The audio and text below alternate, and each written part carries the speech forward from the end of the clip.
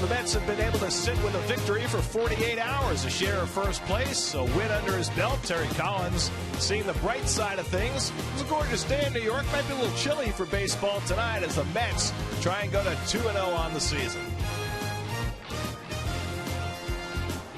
At Citi Field in New York, the New York Mets play the San Diego Padres. And a pleasant good evening, everybody, and welcome to Citi Field. Gary Cohen, Ron Darling, Keith Hernandez with you tonight as the Mets try and make it 2 for 2 in the 2013 season. You know, on opening day on Monday, David Wright got the biggest cheers. Guys like Marlon Byrd and John Buck and Colin Cowgill got a more muted response, but they went to work quickly to try and make themselves known to the Citi Field faithful. Well, make a general manager smile. These guys were brought over by Sandy Alderson, and Marlon Byrd had a terrific opening day. Well, all three of them did, actually. 2 RBIs, 2 for 5, 2 RBI singles right there, base hit to left field. And then John Buck, the new young, I shouldn't say the veteran catcher, went 2 for 4 with 2 runs scored and an RBI. But the big guy, the center fielder that won the job with 5 home runs in spring training, Colin Cowgill, the grand slam there was the kind of the cherry on top of the cake that really ended a 13-hit 11-run ball game for another Met opening day win. And so the Mets will all be trying to stay toasty tonight in cold conditions as they try to go to 2-0 on the season. And on the mound, Matt Harvey, who can only hope that his first start of 2013 goes as well as his first of 2012. Boy, that was some kind of night, wasn't it? A #1 pick, of course, of the Mets. What a splash he made in Arizona. He had everything working. We had been told in the booth that he was through about 92 to 93. Well, he was about 97 to 98 on that evening in Arizona. Impressive with his slider, his changeup, and watching him in spring training, it's almost like he's taking it up a notch. His changeup's better, his slider's better. He's ready to go here in 2013. Grew up in Connecticut in cold conditions. His opposite number will be a guy who's also familiar with cold conditions, the former Michigan quarterback, Clayton Richard. Mr. Indiana, Clayton Richards, when you think of the things that he's done, 14 wins last year for a team that was 10 games under 500. He's been 4 games over 500 for his career in a San Diego Padre uniform. So bundle up and come on back. It's the Mets and Padres from Citi Field. What's he feeding him? Don't give him beefarino. Mets and Padres coming up on SNY.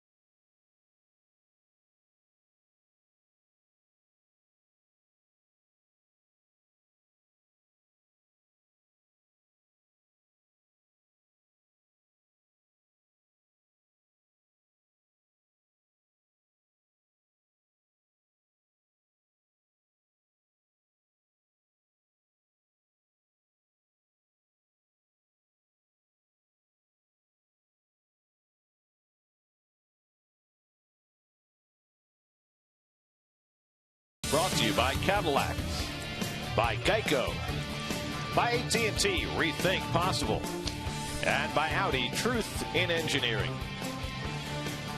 Tickets for the opening week homestand at Citi Field against the Padres and Marlins start at $12. Find the best prices at Mets.com or at 718-507-TIXX, the only place to get tickets through game time. Drive around the majors presented by Cadillac. Well, this afternoon, Alexia Gondo struck out 10 and 6 in the third. Astros struck out 15 times in a 4-0 loss to the Rangers after last night Yu Darvish came within 1 out of a perfect game. Also this afternoon, the White Sox hit 4 home runs, including Adam Dunn's first of the year. Jake Peavy's 6 strong innings to beat the Royals 5-2. And the Tigers got a good start from Anibal Sanchez. They're up 2-1 on the Twins as they play in the 9th inning. Matt Harvey gets ready for his first start of the season. I want to pull those sleeves down by the time he gets started. Chilly day in New York. Mets and Padres. First pitch coming right up.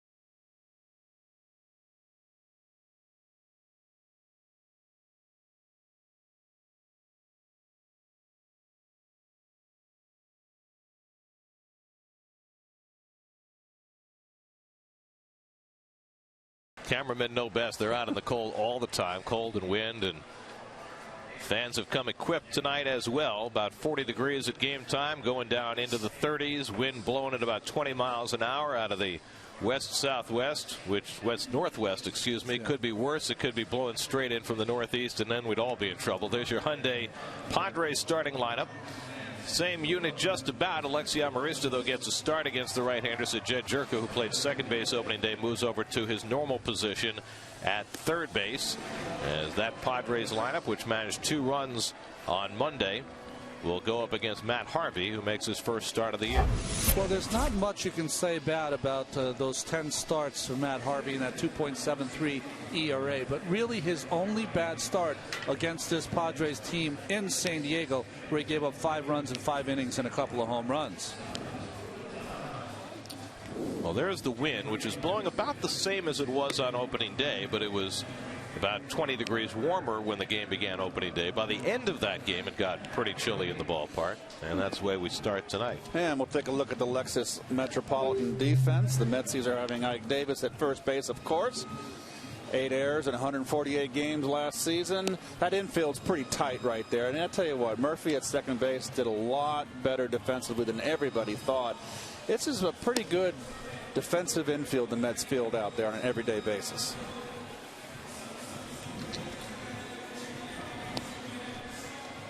Matt Harvey getting those warm-up pitches completed. Ronnie, what was your best strategy as a pitcher on cold weather days? I think you have to play mind games with yourself. It was easier for me, and maybe it's going to be easier for Matt being from Connecticut. I was from Massachusetts. I would say, listen, no one wants to play on this day. Definite advantage to the pitcher, and if you can use that to your advantage, you're a step up easily. Well, I can tell you one thing. It is an advantage of the pitcher. They're always moving and staying warmer than everybody else. And as a hitter, boy, I tell you what, it just made you focus, Gary, very much to make every swing count and make sure you don't get it at the end of the bat, because that hurts worse than getting jammed on your fists. What do the kids call it? Bumblebees or something like that? Oh, gosh. It's always reminded me of the cartoon character with hit the hammer and vibrated after he hit. So Harvey will get things started against Everth Cabrera, who went 0 for 2 on opening day. Matt Harvey starting the second game of the year with only 10 big league starts under his belt. It's only the 7th time in Mets history a pitcher with this little experience has gotten a start in the first 2 games of the year. Ronnie did that after only 5 big league starts in 1984. Fastball taken high by Cabrera, and we're underway. Everth Cabrera hit number 2 in the game on Monday, up in the leadoff spot today. Switch hitter takes a call strike, and it's 1-1.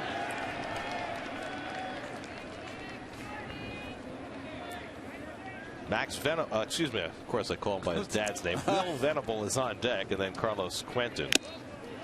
As Cabrera chases a high fastball, and it's 1-2. There's that high riser. When you have good heat and come over the top like Harvey, it's like Tom Seaver's fastball. Just got giddy up upstairs. Matt's now 24 years old, just turned 24 last week. And he takes care of Cabrera to start the night. Nothing but heat. 97 on the gun on that last fastball for the first out of the night. You know what's good about that, Keith? The intelligence of it. He threw a ball upstairs past Cabrera. What do? Next pitch. Go right in that same spot.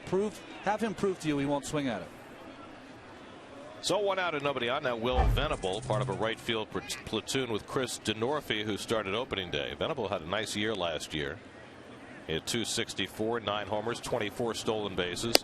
And he takes a fastball for a strike. And Ronnie, are you more inclined to just stick with heat on a night like this? Absolutely, especially early in the game, and especially, Gary, your first start out of the box for the season. You're amped up anyway. Oh, Lord, he threw it right by him. So Harvey threw ball 1 to Cabrera, and he's had 5 straight swinging strikes since. And the 0-2 to Venable, and he gets him on 3 pitches. Back-to-back strikeouts for Harvey to start his year. 2 out and nobody on. Again, just has too much in this early inning. Just to see Buck giving the signal for that ball up in the zone, throws it right by Venable. And right down the middle, too, but it's upstairs where it's got life. So now Carlos Quentin hitting 3rd in the order. Quentin went 1 for 2 on opening day and drove in one of the 2 San Diego runs. He also did a lot of running in left field on his surgically repaired right knee. He was in the gap. He was down in the corner. He was at the wall. It was a good test for that knee, and that's 7 straight swinging strikes for Matt Harvey. So he is in an early fastball groove.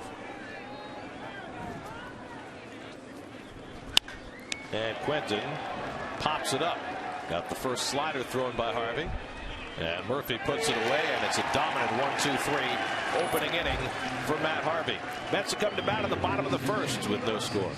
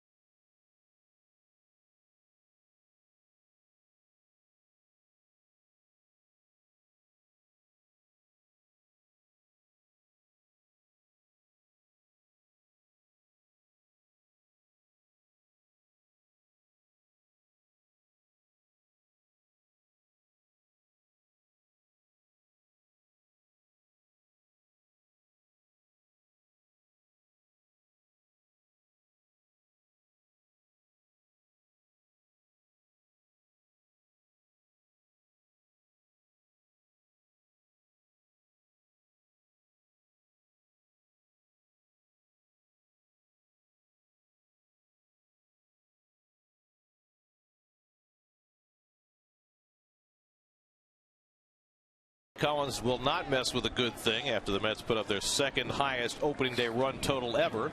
He sends the same starting 8 out against Clayton Richard, and Colin Cowgill takes a first pitch strike. Well, Clayton Richards is going to be just the opposite of Matt Harvey. He's a guy that does not strike out a lot, really relies on that sinking fastball and getting the ground ball. Little number off the end of the bat. Alonzo Fields, and Richard with the bare hand grab at first base for the first out on a cold night. A little behind him. Has to find the bat. Nice footwork. Fred Astaire.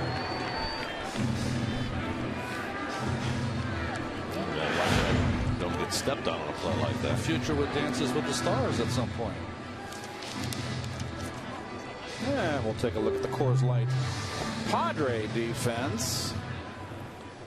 And Alonso's rookie year last year, he's not really known for his defense. He's a swinger, but 12 errors, okay.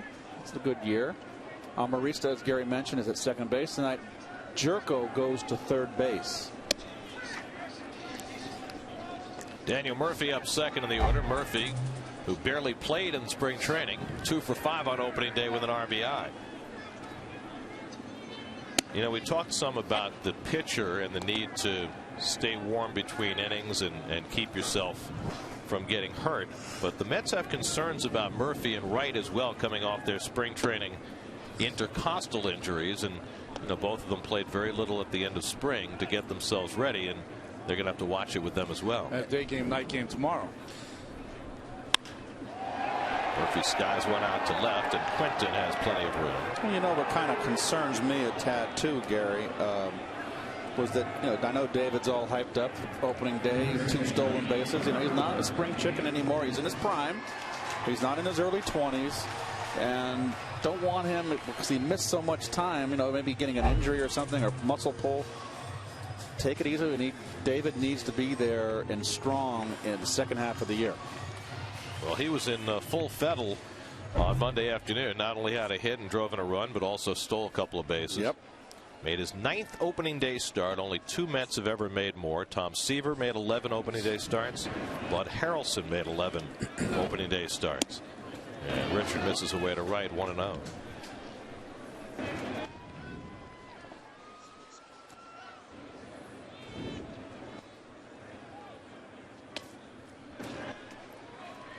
Richard is a fast worker, and he's a workhorse. Last year, 218 innings, 4th in the National League. Gave up more hits, more home runs than any pitcher in the league with all those innings. Big cut by Dave.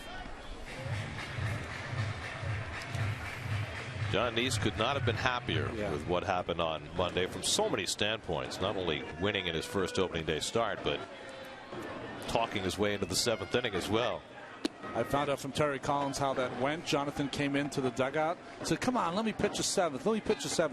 Terry gave him all the reasons why he really wanted to take him out there, bullpen related, and then finally said, okay, you got 2 batters. And that's when he went out and got 2 batters out. That is 2 batters, got to 101 pitches. Wright draws a 2-out walk, and the Mets have the first base runner of the night.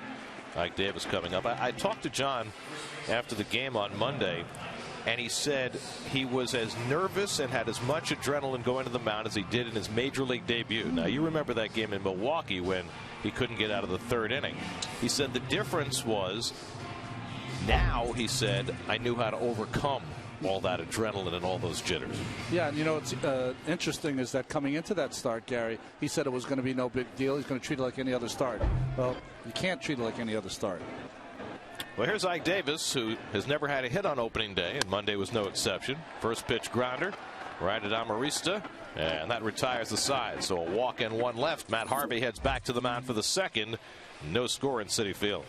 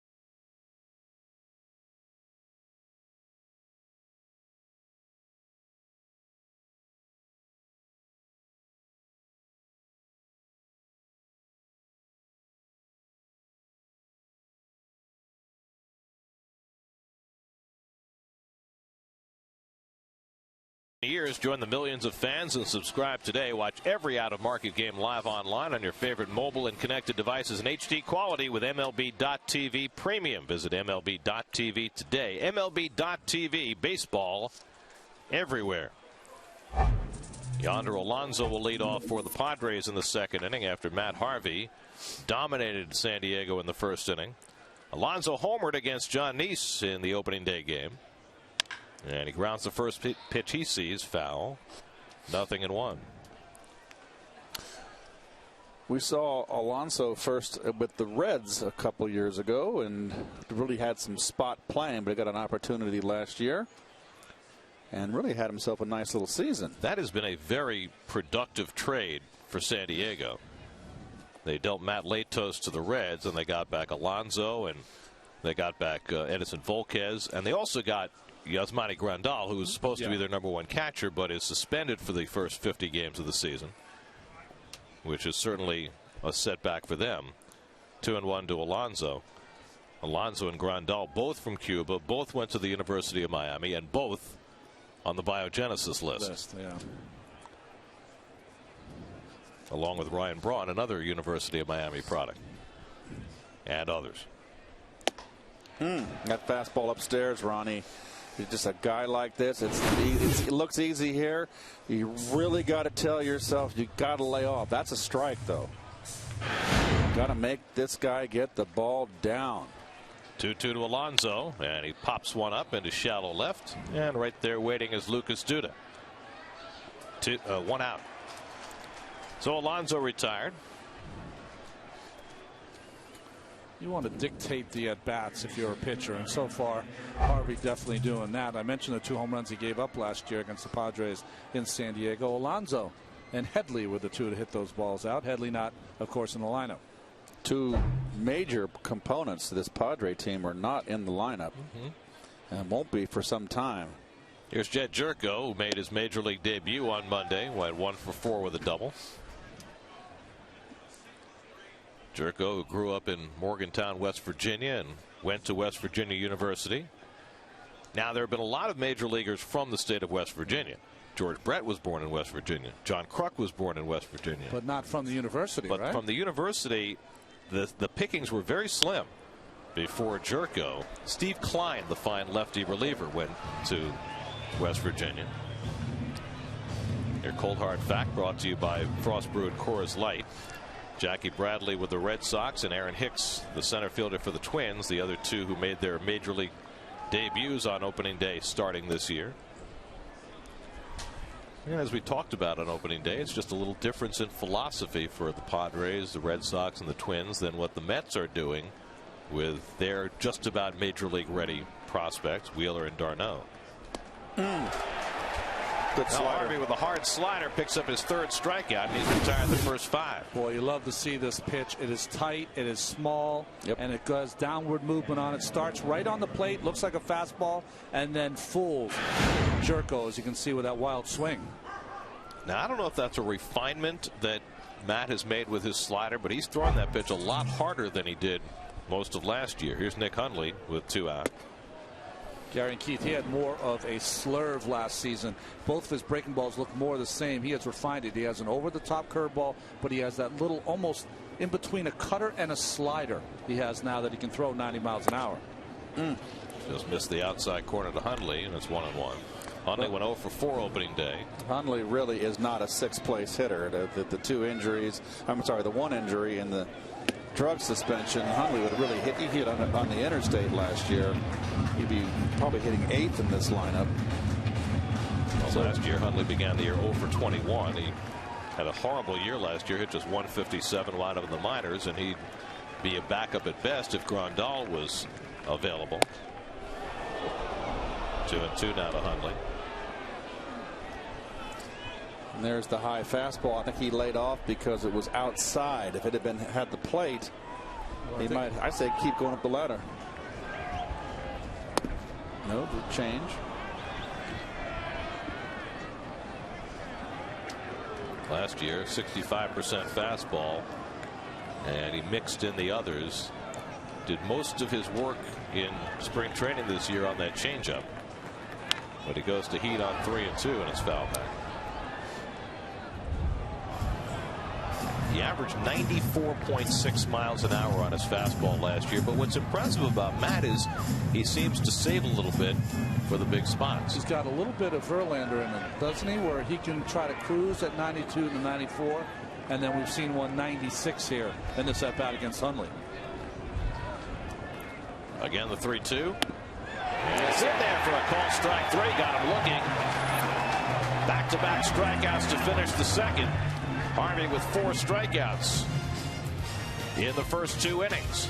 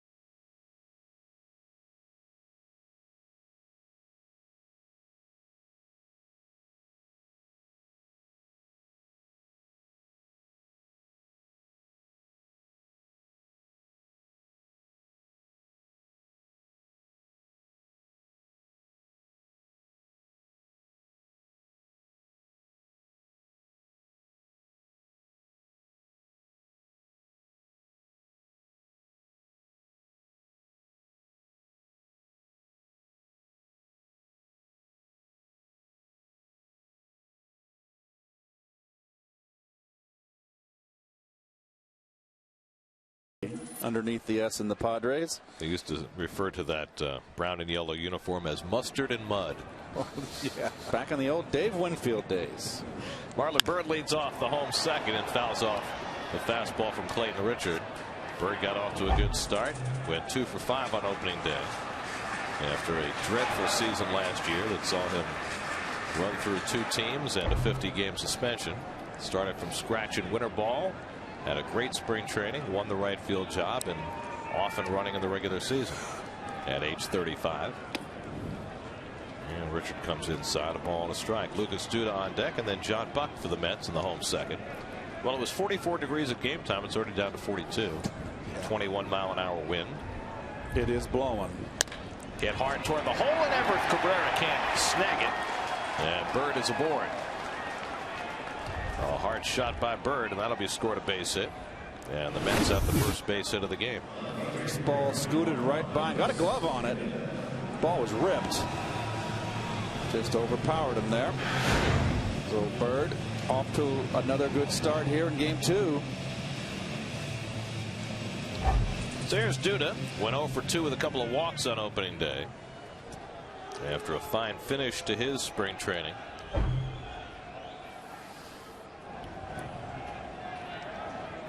It's really funny, isn't it? After all the conversation in spring training about the way the Mets might configure platoons in their outfield. You got 3 outfielders.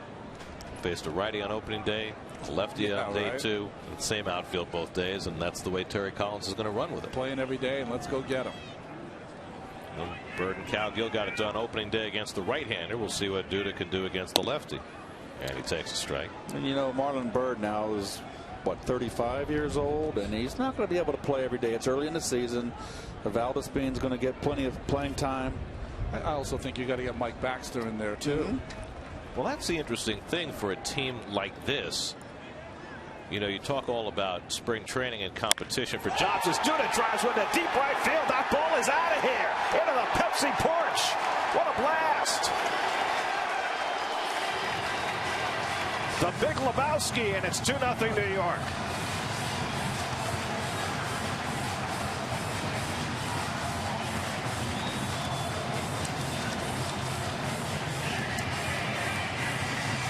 That's the kind of power that so excites you about Lucas Duda.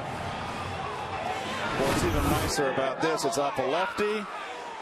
Fastball, oh, right down, inner half down and flat, no sink, and Lucas has it covered. And it's good to see him get it started. Who knew a kid from Southern Cal could be a good cold weather player? So it's 2-0 New York. And now John Buck, who got his Mets career started with a couple of hits and an RBI on Monday.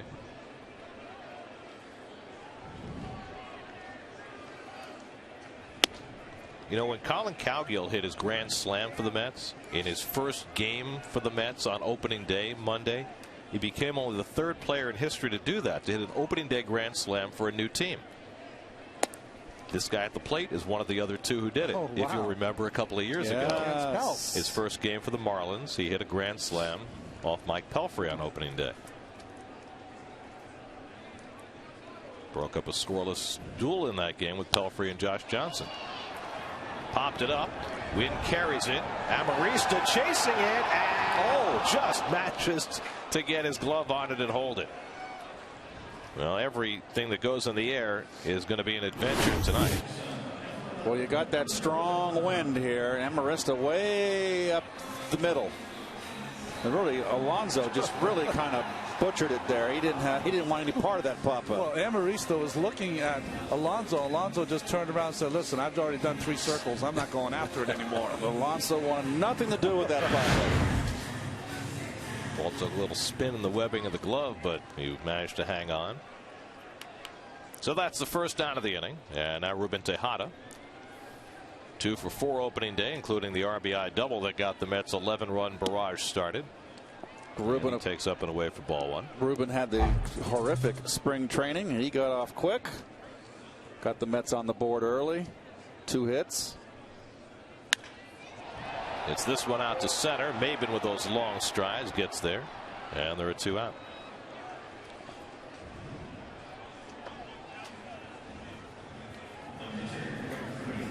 Now Matt Harvey. And Matt not only impressed with his pitching last year, he impressed with his bat. He can swing it. When he made that great debut against the Diamondbacks, he had hits in his first 2 at-bats in that game. Terry Collins was telling a story that the Cardinals came into Port St. Lucie to play a game in spring training at the end of the spring training. And Mike Matheny had a DH he brought over. And he apologized to Terry Collins. I'm so sorry. I didn't know you were going to bat Harvey. I would have batted our pitcher. And Terry Collins said, you know, don't worry about it. He needs to get his bats. And in fact, he probably is going to be batting 7th by the end of the year. Nanook of the North. No piece of cold weather equipment is too much tonight. Ball and 2 strikes to Harvey as Richard muscled up on that fastball. 90 miles an hour, the hardest he's thrown so far. And Harvey hits it sharply, and that's a base hit. So after John Neese was perfect at the plate on opening day, Harvey gets his season started with a base hit. The Mets' 3rd of the inning against Clayton Richard. So now Cowgill, who grounded out to first base in the opening inning. How about that, Ronnie? No jacket? You know what, I always say that you shouldn't wear a jacket on the bases because you're an athlete and a player. I don't know. Even today, I might think a light jacket would work. I think I'd feel warmer if he'd pull those sleeves down a little bit. I think they're cut off. You know, some guys are just comfortable with the sleeves not going over their elbow. Cowgill takes a strike. Richard's ball is up this inning. Up and flat. By the way, the other player who hit a grand slam on opening day for a new team Jack Clark for the Red Sox in '91. Popped up. Cabrera battling the wind and puts it away to retire the side. But the Mets break in front. Last year, Lucas Duda in the second game of the season hit 2 home runs against the Braves. He's a Ron Darling type player, a day 2 guy. Home run puts the Mets up 2-0 after 2.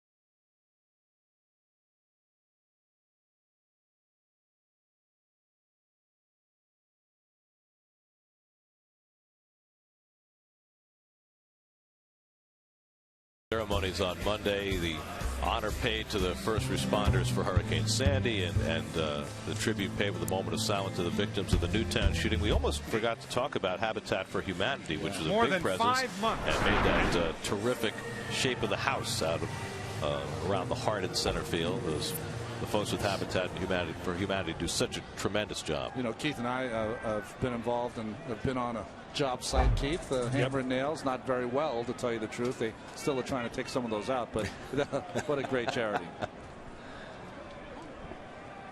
Alexi Amarista leads off against Matt Harvey, who's retired the first 6, striking out 4 of the 6. And Amarista fouls off the fastball. Well, they got to dial it up, this team, don't they? They're a little tardy. They're going to kill someone over there on the third base side on the box seats. Harvey has come out throwing hard, throwing strikes, and blowing it by people early on. And Amarista drags a bunt. Ike makes the dive and makes the tag for the first out. Nicely done by Ike Davis. One away. Nice play, Ike. No hesitation, no thought in his mind to toss to Harvey. He knew he had it. Plays in front of you, you make your decision. Nicely done. For you older Met fans, whenever I see this play, I think Glenn Davis and Wally Backman. Said Wally usually was safe. He was safe, and great job by Ike just getting Amarista on the backside. I'm not sure he got his back up, but he got his foot, which I think is what the first base umpire Marvin Hudson called. So 7 in a row for Harvey, and here's Cameron Maben hitting 8th in the order, and he takes a fastball for a strike. Maben 0 for 4 on opening day. Maben will turn 26 tomorrow. The Padres last year signed him to a 5-year deal, and I guess time will tell whether that is money well spent for San Diego. Hit .243 last year. Perennial prospect. First with the Tigers, and of course he came up with the Marlins after the trade. Buddy Black, an ex-pitcher, 21 wins in the big leagues. Marlon Byrd toward the line, and there are 2 out. And when you think of pitching, at least in early April, Gary, I always think of pitchers almost an extended spring training where they're going 6 innings, maybe 7 if it's great. But how about the pitching performances we've had so far? Well, certainly Darvish spiked a lot of attention last night, coming with a ground ball between his legs of pitching a perfect game, which would have been, by the way, had it happened, the second time in 10 months that the Houston Astros would have had a perfect game thrown against them, because they were the opposition for Matt Cain last year. Was there ever a reaction to giving up a hit on the 27th batter in a perfect game that was more different than Tom Seaver's than Darvish's last night? I guess he just figures he'll get another shot at it tomorrow, or his next start anyway. 0-2 to Clayton Richard, who had just 6 hits and 69 at bats last year. Now, Madison Bumgarner turned in 8 brilliant innings last night. The night before, Clayton Kershaw with a complete game. Just missed. Second true ball of the night for Harvey. This one much better. Good one. I thought he caught the plate. I don't know if it was up or not. No, good call by Jerry Meals, home plate umpire. High fastball at 98 to get Richard. Harvey's perfect through 3. 5 strikeouts first time through the order. 2-0 Mets.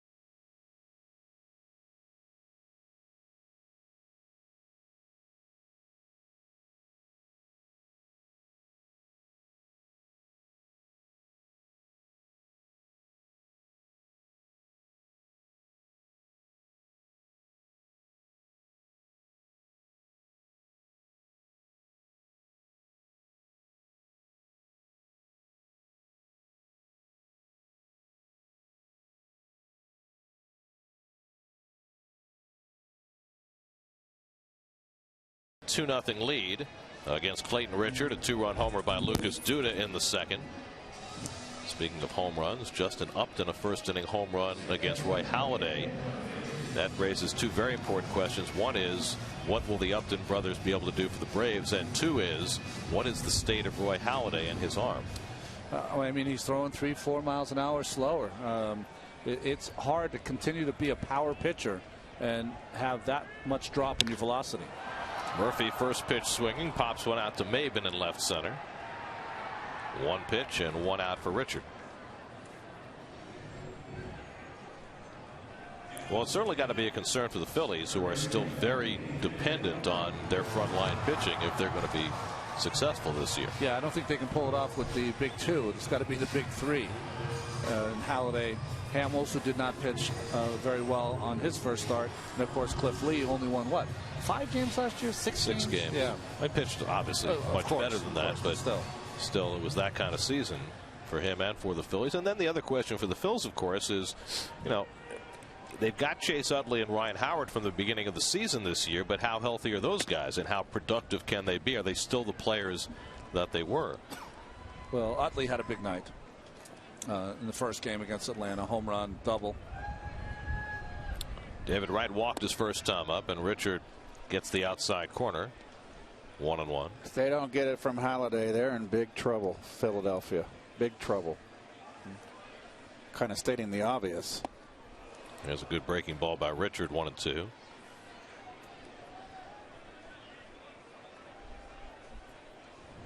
Mets faced Richard twice last year.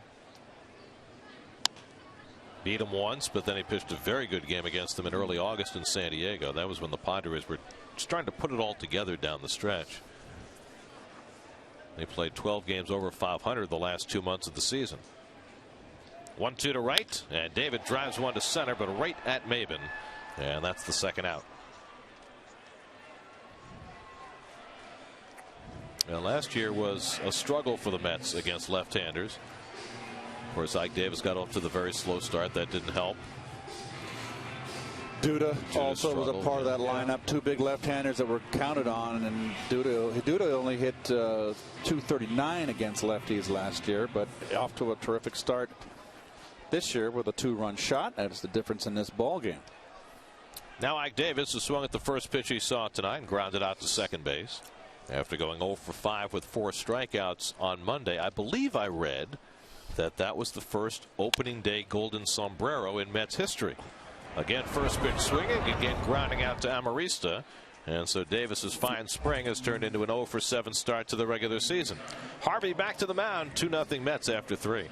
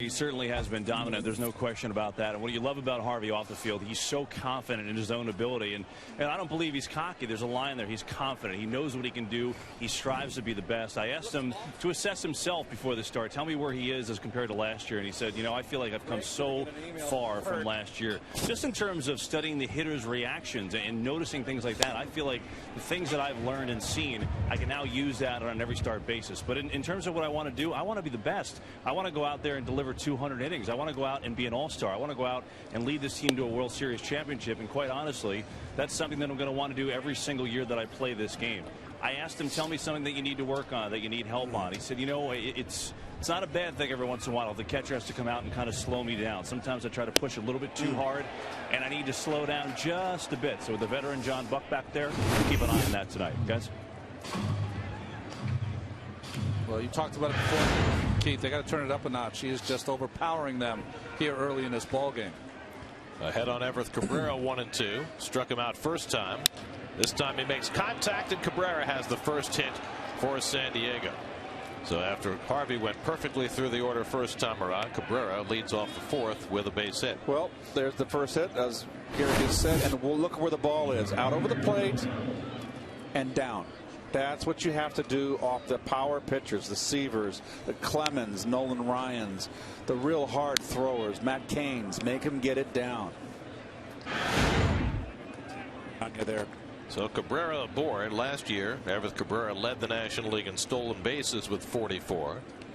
Will Venable, the batter, he struck out his first time up.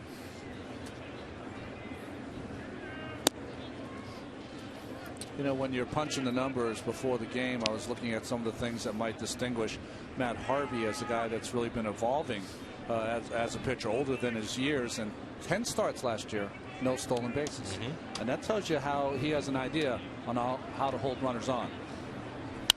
The only thing statistically you want Matt to improve on, well, two things. You'd like him to lower his pitch count and get more early outs. But the other thing is he walked almost 4 per 9 innings. And obviously that needs to improve. I think but that's truly nitpicking. 6 of the 10 starts he walked 3 or more. So, yeah. But you know what? The way he's pitching, he's throwing strikes. He threw strikes all spring. And he's got good command.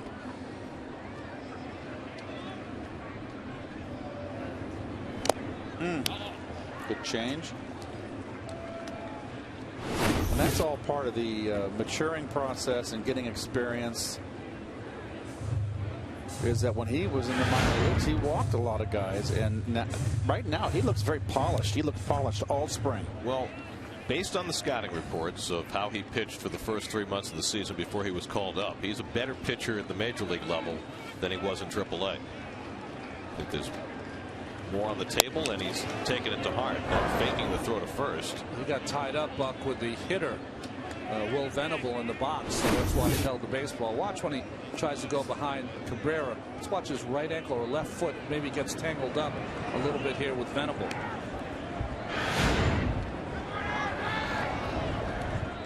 I like that pitch right there, that fastball in. It moved the batter off the plate. Cabrera lengthens his lead. Harvey almost got him. Good pick-off move by Matt. Harvey hunts the first base umpire. Very close call. Good snap tag by Davis. Just did get back. That's the advantage of having that left-hander at first base. One nice thing about having the seat up here. We saw Cabrera take one extra step, and Matt Harvey did not miss it. Now, is that Harvey or is that the bench? Or you can see that in peripheral vision. Absolutely. Not going. Grounded foul. Still 2-2 to Venable. I used to always practice against those tough Cardinal teams. If I came close to picking off Coleman, McGee, I mean, they had about 20 of them over there. But if he came close to picking them off and it's a very close play, I would quick pitch the next pitch. Because no one wants to, you know, now they're aware that they could get picked off. Quick pitch and then go back to work on keeping them close. Very wise. That fastball in on Venable, and there was nowhere he could hit it but foul as he broke his bat to boot. Now that is not a Louisville Slugger, or is that the new logo? I don't know if you folks are aware. They're going to make a change in the logo. After how many years? 70 years?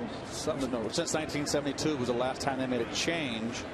And that was, you said, Ronnie, the cup. Yeah, they cupped the bat at the top. I remember in '76 they had the Liberty Bell on the bat, engraved on the bat. Better that than the hats you had to wear that year. Oh gosh, I thought they were like prison hats. Well, then the Pirates kept wearing them. Yes, they did. With my image of Kent DeColvey wearing that. Yeah, that stovepipe cap for years. Cool Hand Luke for a while that year. I got several pictures at home. I was 76 was Red Shane Dietz last year. I did not have. Oh, got him! He got him indeed. Cabrera again took that extra half step on his lead, and Harvey nailed him. Nice tag, nice throw. Look at the throw is perfect. Oh, close. Did he get back? Did Ike touch him? That might have been Cabrera's complaint. Curveball misses inside to Venable, and it's 3-2.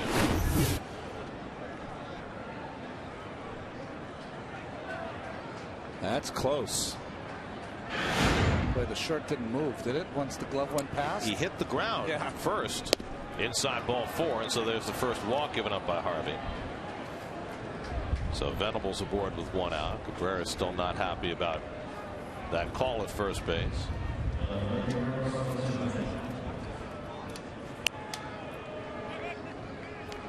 So here's Carlos Quentin with 1 out and 1 on. Mets with a 2-0 lead in the 4th, thanks to Lucas Duda's 2-run homer. Quentin popped up to Murphy to end the 1st inning. Harvey went perfectly through the order first time around, but now he's given up a single and a walk to the first 2 hitters second time around in the batting order. And Quentin takes the breaking ball for ball 1. The oft injured but very talented Carlos Quentin. First round draft pick 10 years ago out of Stanford, but it has been a star-crossed career for Quentin, who missed half the year last year with knee problems, still hit 16 home runs. Interesting, we've seen Harvey holding the runner on Cabrera, picking him off, but his control has definitely suffered here in this inning from the stretch. And he's thrown more breaking balls in this inning after relying mostly on his fastball first time around. There you go. Well, that's a case where a hitter's sitting on a fastball, he throws a fastball, and he still can't catch up. And lots of plate. Tells you how good he is. I've always thought of Quentin as a guy that had, I shouldn't say slider, speed, bat, but he's a guy that you can tie up with a real good fastball. By the way, that pickoff for Harvey was the first of his major league career. There's another fastball by Quentin, and it's 2-2. Why mess around? Just keep pumping that fastball upstairs. You're right, Keith. Until they prove they can hit it, right? That's a was it a day late and a dollar short?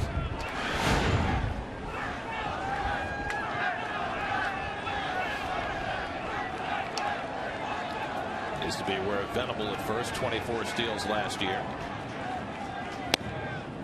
Couldn't get Quentin to chase that high fastball, and it's 3-2. So the pitch count building here in the 4th for Harvey after 3 very easy innings, and now Yonder Alonso, the cleanup hitter, on deck.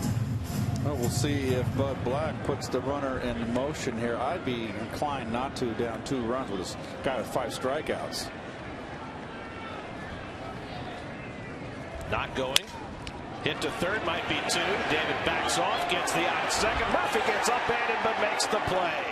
5-4-3 on the double play. Nicely done by Murph in the middle, and that gets Harvey through his first difficult inning of the night. 2-0 Mets in the 4th.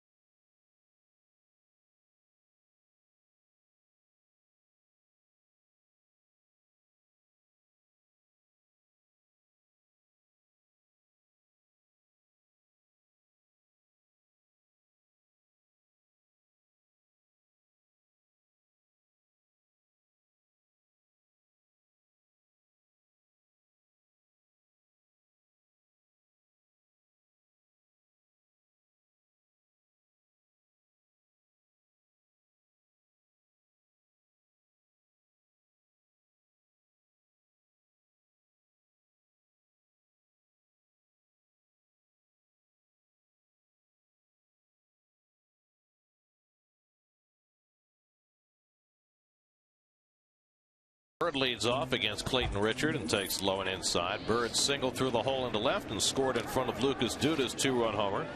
That has represented all of the scoring so far tonight. Bird, Duda, and Buck for the Mets. Got 2-0 now. 3 for 6 on this young season for Marlon Byrd with 2 RBIs and 2 runs scored.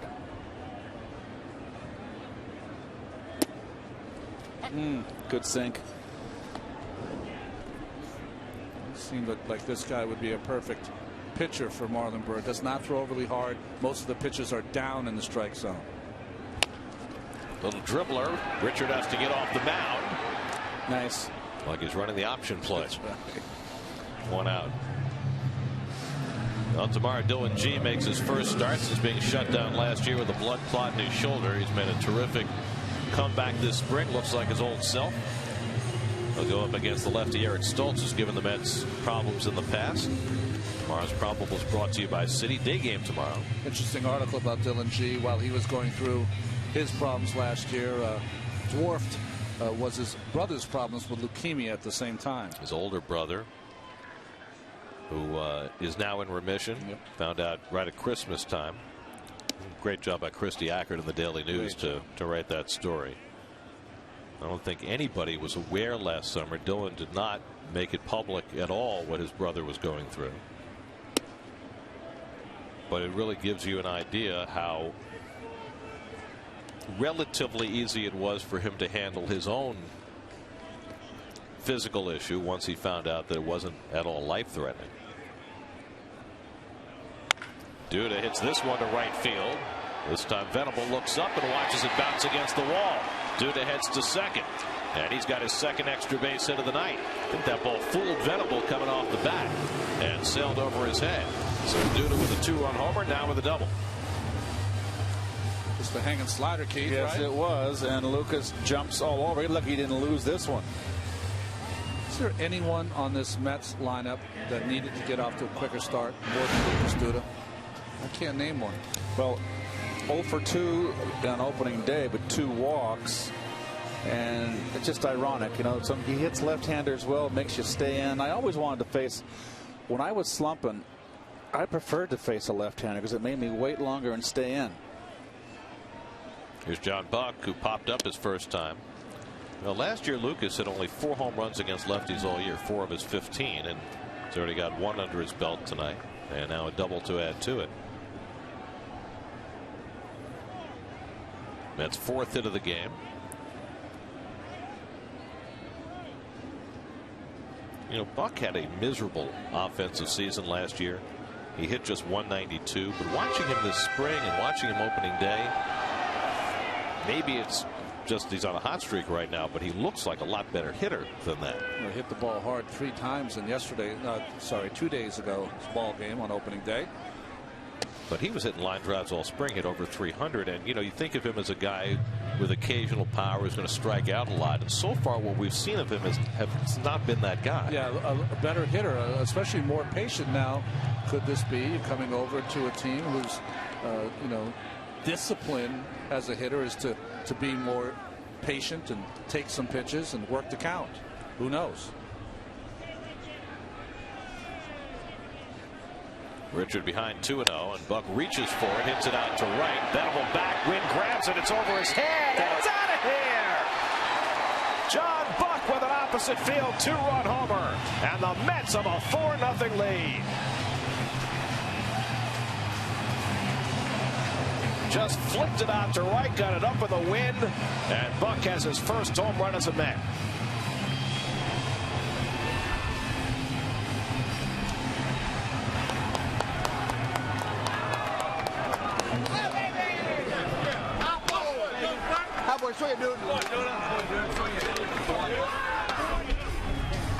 Well, you got a left-hand soft tosser out there, likes to throw that sinker away, go with it, and that's what Buck does right there. I tell you what, a new ballpark for John too. That ballpark down in Miami is enormous. That might have been a fly ball, but here, the wind blowing out to right, got his first Met home run. Mets' second home run of the game. Log on to SNY.TV/Dwayne Reed to print out your coupon for $5 off any Gillette Mach 3 razor or cartridge, redeemable at any Dwayne Reed or Walgreens location.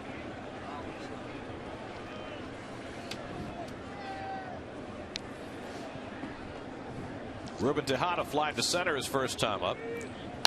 And he takes one the other way, but that'll slice and go just foul.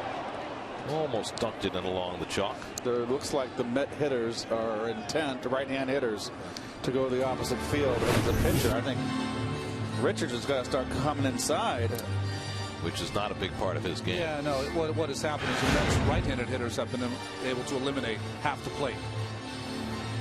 Richards an odd duck in that he gets a very high percentage of ground balls, and yet he led the league in home runs allowed last year. He's from the school, Gary, that he probably would do better if he occasionally threw more balls. And what does that mean? That doesn't make a lot of sense to folks out there where it's supposed to be strike after strike. When he gets ahead, he needs to pitch out of the strike zone more, and he does not do that. His first, he's very aggressive as a pitcher. Sometimes that can hurt you. Darren Balsley, the longtime Padres pitching coach, looking on intently as Richard deals the 2-2, and Tejada loops one into shallow right, and Venable's right there. That's the second out. So 2 out and nobody on. That's with a couple of 2-run homers tonight from Duda and Buck. And they also got a base hit out of Matt Harvey his first time up after John Neese went 2 for 2 on Monday. It's the first time in Mets history that their pitchers have ever begun a season 3 for 3. Wow. So let's see if Harvey can keep it going.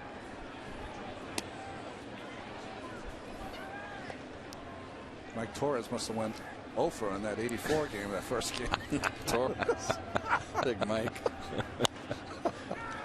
Because you had a good second game is what you're trying to say? I'm sure I did. It was too cold. Well, Jonathan does swing the bat well. He is a threat up there. Remember the pinch hit triple he had a couple of years ago. To left center field. Greatest 2 minutes in sports that day. Hey, you weren't here for Al Leiter's triple. 1 and 2 to Harvey. That was the greatest 4.5 minutes in sports.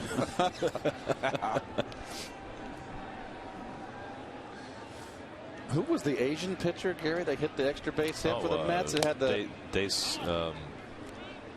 Mr. Koo. Yes, and he had something in his pocket or something. He had a weighted ball, and he was wearing the jacket. He hit the double off Randy Johnson, and he scored from second base on a bunt with a weighted ball in his pocket. Those pitchers. Oh, gosh. And Harvey keeps the at-bat alive, and Tim Tuffle with a nice grab. By the way, do you notice the ovation that Tuff got on opening day? Yes. You guys, you 86 Mets, they love you all. Well, we can understand that. Now the string is broken as Harvey strikes out. First strikeout for Clayton Richard, and John Buck with the first, his first home run as a Met. He goes the other way for a 2-run shot and stakes Matt Harvey to a 4-0 lead as we go to the 5th.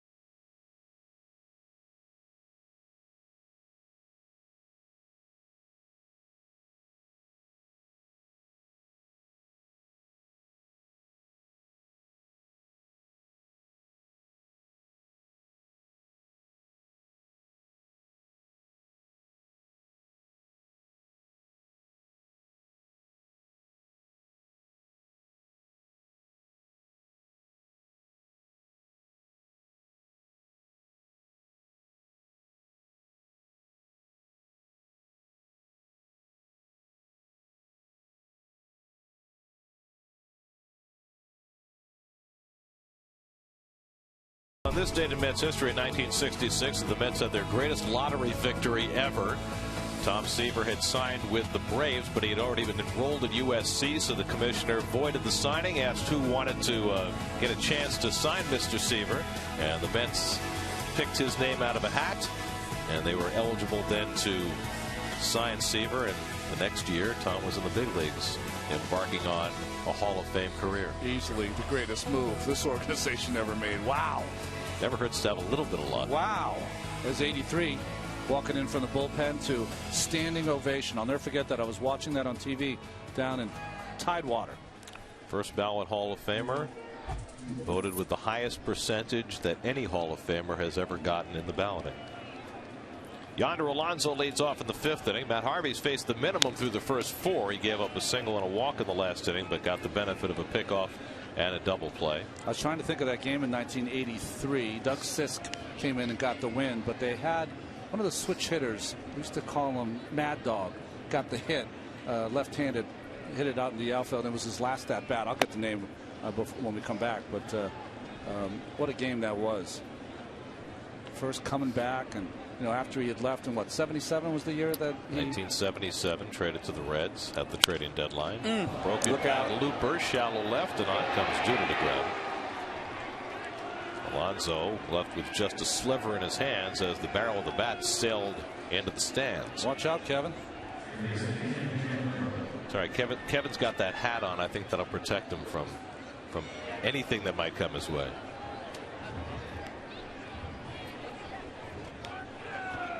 There's Jed Jerko. Kevin, I hope you're staying warm down there. I know how windy it is.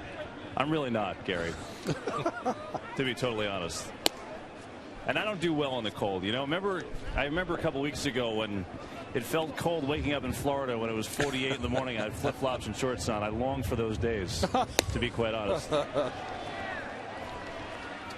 We look at the guy at the plate, and you guys have talked about him a lot in Jerko. In opening day, he got his first major league hit. He's going to be a big part of this Padres team. And he's a guy that grew up in Morgantown, went to West Virginia, and still lives in Morgantown. I said, hey, did you have the ball from your your first major league hit? He said, nope, it's out there somewhere. Sadly, I don't know where it is, but it's interesting. He said he was taught the game from his dad. The hit's one that's going to carry in the wind, but tracking it as Bird, and he retired as Jerko. He said, my dad was a huge baseball fan, but my grandfather, for one reason or another, was very strict, was always sold on chores, and never let my dad play the game. So it was my dad able to express it to me, and I started playing at a very young age, 3-4 years old. By the time I was 6, I was playing, with the 9-year-olds and things like that. It kept going. I asked his philosophy about hitting. He said, yeah, I'll watch some video, but for me, it's always been about feel. Just things, if they feel right, then I'm going to go good. I'm not one to make a lot of mechanical adjustments. Guys? Harvey with that up and in fastball to Nick Hundley to get ahead. Well, Hundley can't catch up with a fastball at least early in the season right now. I wouldn't even waste any time. And he doesn't. It's 0-2.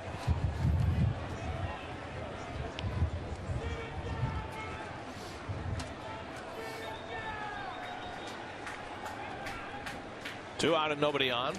Harvey has already struck out 5.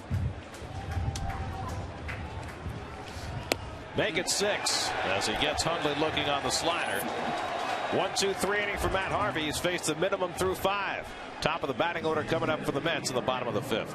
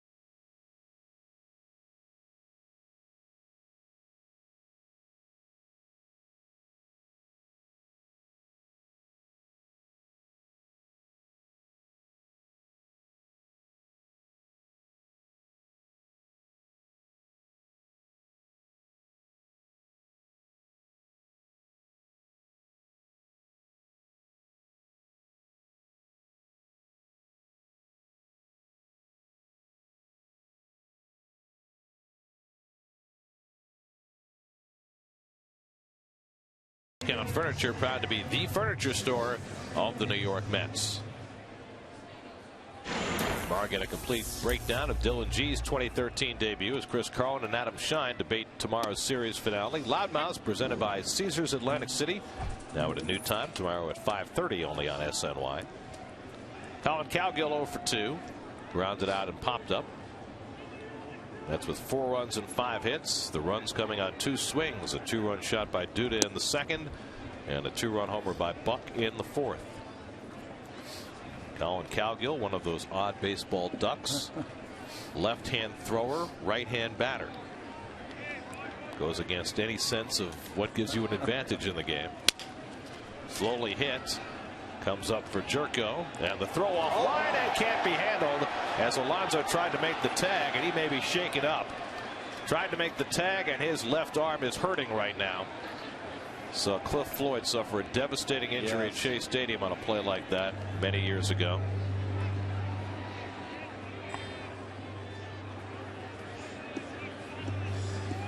Well, they certainly got enough injuries. They can't afford to lose this guy. Keith, is there a right and a wrong way to try and make this play? Well, it's a bang-bang play.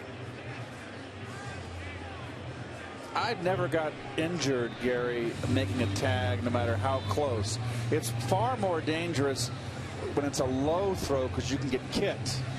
But the other thing, right-handed, it leaves you so you get hyperextended in your elbow or shoulder. With a left-hander, you can kind of roll right. Yep, good call right there, Ron. And you know, Cowgill's running hard. He's like a human muscle running down there anyway. I broke my forearm, my ulna, my first spring training on a swinging bunt down the third base line.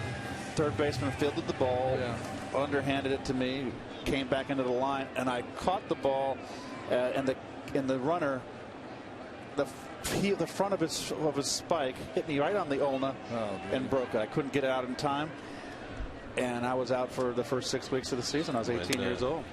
When Cliff Floyd suffered the injury playing for the Expos, Todd Hundley was running to first base, and Hundley hit Floyd's arm on a play just about like that, and I mean, it was awful.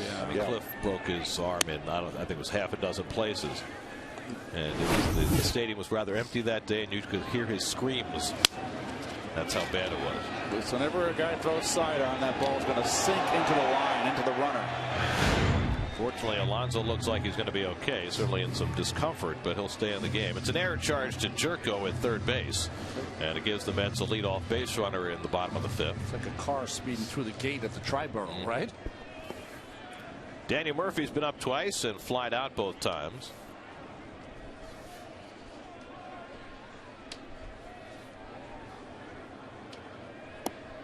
As Colin Cowgill takes his lead at first, let's check in with Kevin. Interesting to watch here. The theme all spring for the Mets was aggressive on the base pass, whether that was first to third, whether that was first to home. And we saw an example on opening day with John Bucks going from first on the Ruben Tejada double. Now, granted, 2 outs, the pitcher was up next, so the circumstance dictated their guys. But, you know, still, it's a mindset. The coaches have it. Tim Tuffle has it in his head. The players have it in their heads. And I asked Tuffle, just how aggressive do you get? And he said, well, I'm not going to be aggressive, or I'm going to just waste outs and get guys thrown out at home. There are certainly a lot of factors to call into play here. Well, the other thing that Met base runners were very aggressive on this spring was taking off on balls in the dirt. Well, Murphy advanced on 2 wild pitches in the opening day game. Cowgill doesn't have tremendous speed, but he's got good enough that he should be able to steal a few bases. Richard had him going back to the bag. Alonso with the bobble and the wide throw, and Cabrera gets back to make the tag, and they get the out on Cowgill. So Alonso, after getting his arm smacked the previous play, the bobble, the wide throw. Tell you what, that is a risky throw. Took him off the bag. Nice recovery. Now Cowgill is sliding into the runner, into the fielder, and you're wondering why. Well, his back's to the play here. It's a little tough for him. He's already committed to his slide to break up 2. If he'd have slid on the other side of the bag, he's safe. Yeah. So Murphy's on the fielder's choice. 1 out and 1 on for David Wright, who's walked and lined to center, 0 for 1. guys, the factors that Tuffle told me that he's looking at about sending runners, obviously there are a lot of them, but he said for him, the main ones are certainly the outfielder's arm strength, the angle which the ball was hit. I want to know where exactly the runner is when that ball is in the outfielder's glove, and then, of course, the speed of the runner. Hit hard, pass jerk going down the line. Murphy heads for third. Quint into the corner to get it. Murphy's being waved home. The relay throw by Cabrera is high, goes to the backstop, right goes all the way to third, and the Mets have a 5-0 lead. Well, Timmy Tuffle aggressive all the way there, sending Murphy, and he scores easily. Slider down and in just by the glove of Jerko here. And not good fundies by the Pods here. Murph busting all the way. I don't think they had a chance to get him. Shortstop's got to be the cutoff guy. Terrible throw home. And that's 2 days in a row, or 2 games in a row, I'm sorry. A bad throw from Cabrera. The only thing the Padres did right is that Clayton Richard backed up the plate. Otherwise, Wright might have had a chance to score. Well, Wright makes the turn like then sees the throw, and he goes to third very alertly. And really, the second baseman is the trailer to the shortstop. Has got to let him know where to throw it or to eat it. Don't throw it. Double for Wright, third on the throw, infield in for Davis, and for the third straight at bat, Davis offers at the first pitch, grounded out the first 2. This one he fouls off. It's like, I'm not getting the 2 strikes tonight. Hard throwing right-hander Andrew Kashner is up in the San Diego bullpen. Mets already with a 5-0 lead with Wright at third and 1 out.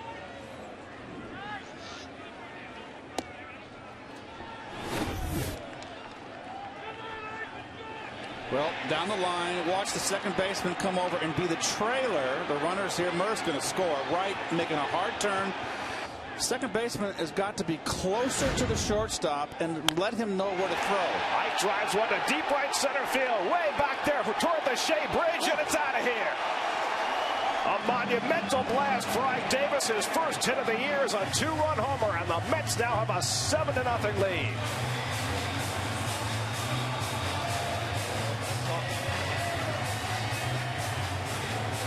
Third 2-run homer of the night for New York.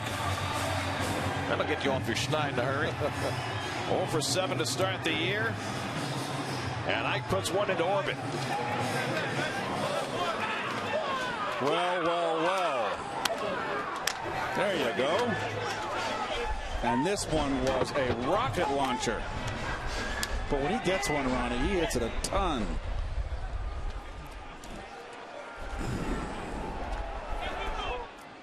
This pitch is down and over the middle. I'll bet you $1 million. I didn't mean that. Hanging slider. You're so frugal. Hanging slider out over the plate, down. Well, Clayton Richard gave up more home runs than any pitcher in the majors in the National League last year, and he's given up 3 tonight. Oh boy, this is, look at where it lands. Ow, wow. Mets have hit in 13 innings. They scored in 7 of those innings, all crooked numbers. Bird tonight 1 for 2, singled and scored the first Met run. And he takes a strike, 3 and 1. Richard, who led the National League in home runs given up, is off to a very good start this year. Repeat. I think good is the word that he would use. Right. And that's a high ball for us. So Bird is out with a walk. Second walk of the night given up by Richard, and that could be the end of his evening.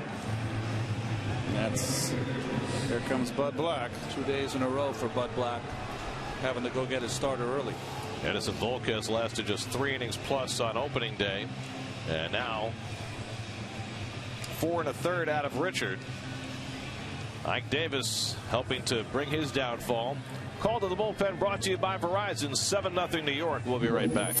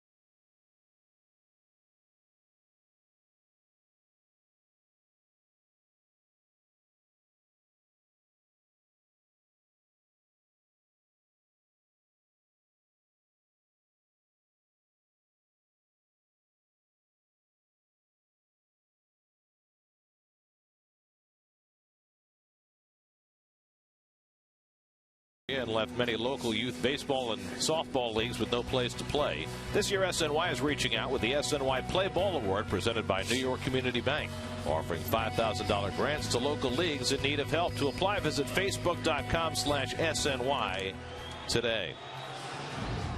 Hard-throwing right-hander Andrew Kachner takes over for San Diego. Well, he pitched in relief and started for San Diego last year. 5 starts. Came over from a trade from the Cubs. Great arm. Throws extremely hard. Had a hunting accident this winter that kind of delayed his chance to get in that rotation where he thinks he belongs. Made 5 starts for the Padres last year. He was in that Anthony Rizzo trade that sent the big slugging first baseman to the Cubs. Here's Lucas Duda with a 2-run homer and a double tonight. Interesting that both Duda and Davis were able to go deep against the left-hander. Between them last year, they hit 12 home runs against lefties. 8 for Davis, 4 for Duda. And they both have a home run against a lefty tonight. 2-0 to Duda. Kachner suffered a lacerated thumb in that hunting accident, which set his progress back. Richard went 4 1/3, 7 hits, 7 runs so far, 3 home runs, 2 walks, a strikeout.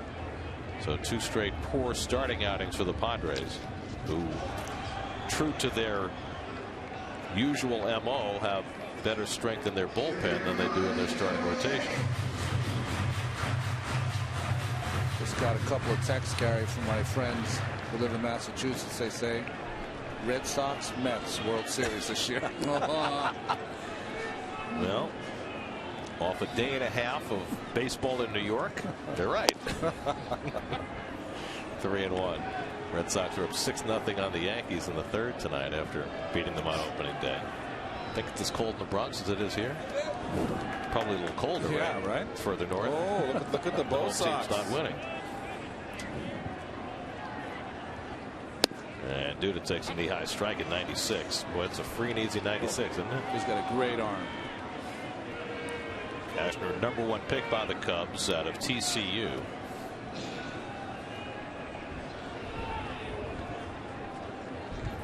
Three and 2, Bird at first, and Kachner will check in on him. The inning began with the throwing error by Jerko. Murphy was hit into a fielder's choice, but a double by Wright. Davis with a 2-run homer, Bird with a walk. And that was the end of Clayton Richards' night. John Buck on deck. Bird is running, and Duda takes ball 4, and the Mets have 2 men on. So Richard ended his outing with a walk. Kachner begins his likewise. Here's your 5th inning recap presented by your Tri-Honda dealers. 3 2-run homers for the Mets tonight. Duda, Buck, and Davis to go with dominant pitching from Matt Harvey, who has faced the minimum over the first 5 innings and struck out 6. One of those long innings that Terry Collins was talking about before the game, where your starting pitcher has been pitching so well, but your offense now is having one of those 20 to 30 minute innings of offense. Let me ask you this, Ronnie. Do you think it's more of a concern in the first couple of innings, or is it more of a concern here in the 5th inning? I think it's a concern in the entire game. If you have a really long inning, you've got to do your own work to make sure, whether it's to get up and walk in the clubhouse or back, just keep yourself loose if you can. Now, your inclination as a pitcher and as a teammate, as a competitor, is to sit in the dugout, but are you better off going back into the warmth of the clubhouse? I don't think the warmth as much. It's just getting up and moving around, Gary, just not sitting there. Now, remember, dugouts are a little different these days. They have heat in those dugouts. Terry was talking about the start Chris Young made in Philadelphia a couple of years ago. Remember the game he had 3 hits? And he said coming into the warm dugout, going back out 5 or 6 times, he just completely ran out of gas because of, he felt, the change in temperature over and over. Kachner having trouble throwing strikes. And Buck sitting on a fastball, pops one up in foul ground. It's blowing away from Alonso and out of play. That, by the way, at 97 is today's Cholula hot sauce flamethrower. But Harvey threw one at 98. Are we just a little slow on the trigger, or what's going on? I think the Cholula gun was not quite queued up. You know, these opening days of the season kind of, you know, they kind of come up pretty quick. I got after it early this morning. I had it on my eggs this morning. There's the overhead heater in the dugout. The coldest I've ever been was in Parc Jerry in Montreal in September. my first year up. That was back in the days when Ron Fairley was playing first base for Montreal. It was so cold, they had those heaters at the end of the dugouts that were like as big as, or shaped and as big as a torpedo. And they just blew out so much heat. You can literally put your bat on the where the heat was coming out, and it would burn your bat. It would brown it, like flame temper it. Had to be a little dangerous, wasn't it? You got too close, you get scorched. But the minute that you put, that was so cold that day, and there was an old minor league park. There was nothing to block the wind. It was very windy. Once you stepped away from the heater, and you instantly were cold again. It was just that cold a day.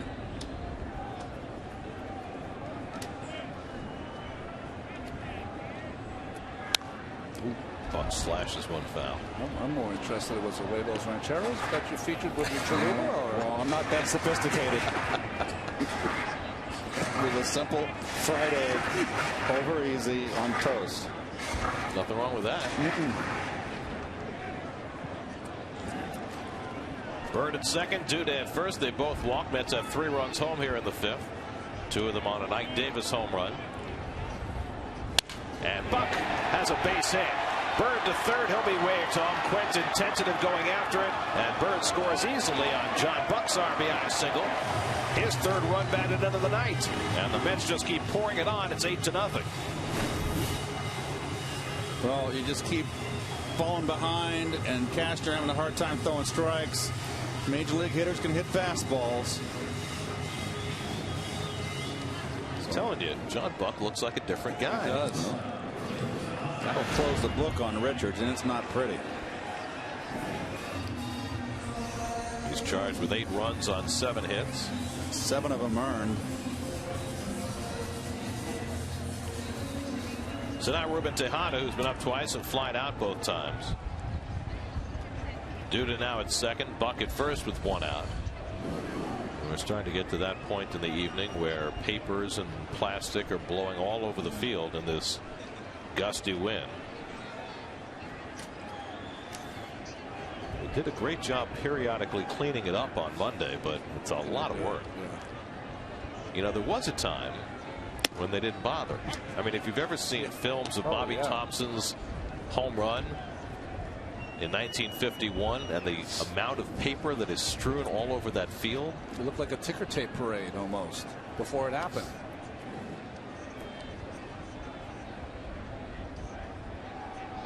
Of course, there was a day earlier than that players used to leave their gloves on the field. So concern about the pristine nature of the field has gotten greater as the years have gone along. Well, it's a lot like golf, Gary. They used to play in cow pastures in the old days. Did the cows mind? Cashner gets it over 1-2. Mets are 3 for 3 tonight with runners in scoring position. They were 7 for 14 on Monday. So that's 10 for 17 across the 2 games. And they've scored 19 runs. It's a juggernaut. Tejada stays alive. Of course, last year, if you'll recall, the Mets got off to a flying start. They won their first 4 games, swept the Braves that opening series. And the Braves looked like the worst team in the league. Remember? That changed. It changed a lot. That's why there's 162.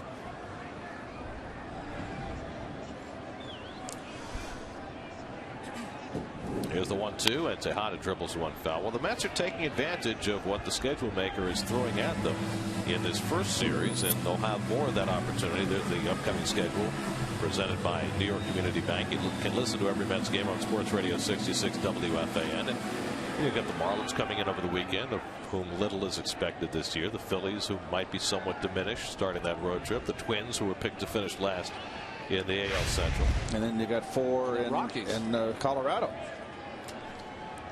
So it's a nice, interesting first 2 weeks, 2.5 weeks of the season for this Met ball club. In fact, if you go by last year's records, the Mets have the 2nd easiest schedule in April in the major leagues. The combined winning percentage of their opponents in April is .472 last year. Only Texas has an easier April schedule. But it's only easy on paper. As Tejada goes down swinging on the fastball, and Cashner finally gets an out. Second out of the inning.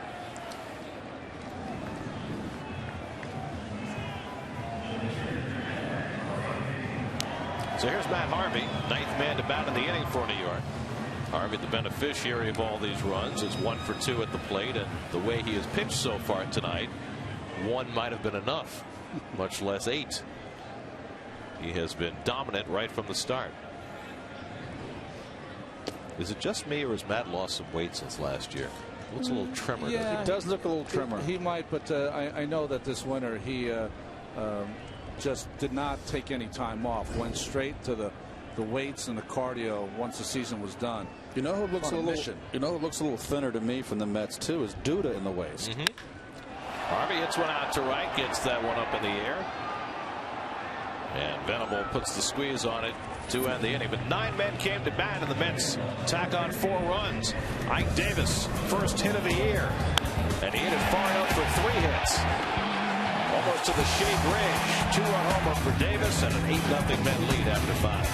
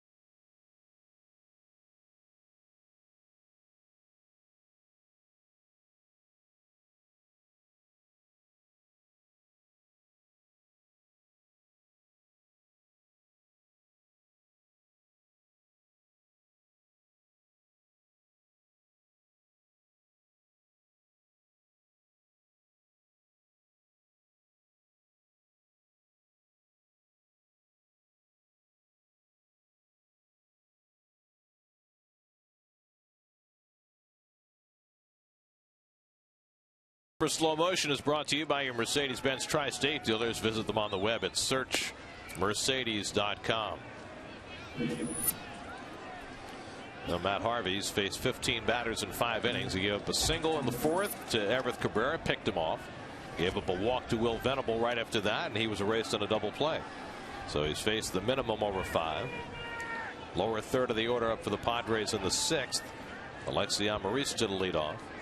Amarista tried to bunt his way on, and Ike Davis made a terrific play to pick it up and tag him with a dive.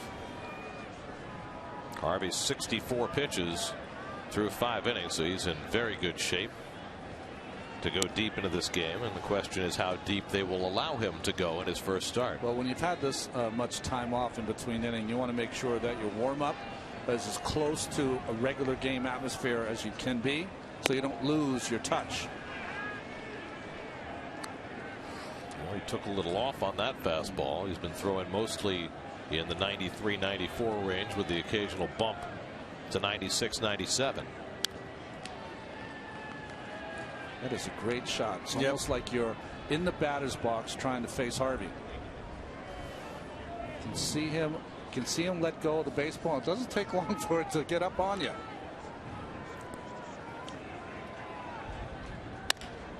Right back to Matt. And Amarista retired one away. From behind home plate, we just saw what makes hitting so difficult. Same motion, same action. He throws a fastball 96. Same action for the next pitch is the changeup down and away. An easy ground ball back to the pitcher. Cameron Maben flying to right field his first time up. Get in the box, it's a lot worse. I've been in the box. I know how bad it is. It's been 10 years being embarrassed. I know exactly what it's like. Not in that great two-start stretch you had. Boy, I was hot. How many pitchers homered in back-to-back starts? I don't know. I know Seaver did, and I think, in fact, I think Seaver did it in 3 consecutive starts. So that was where you were shooting for.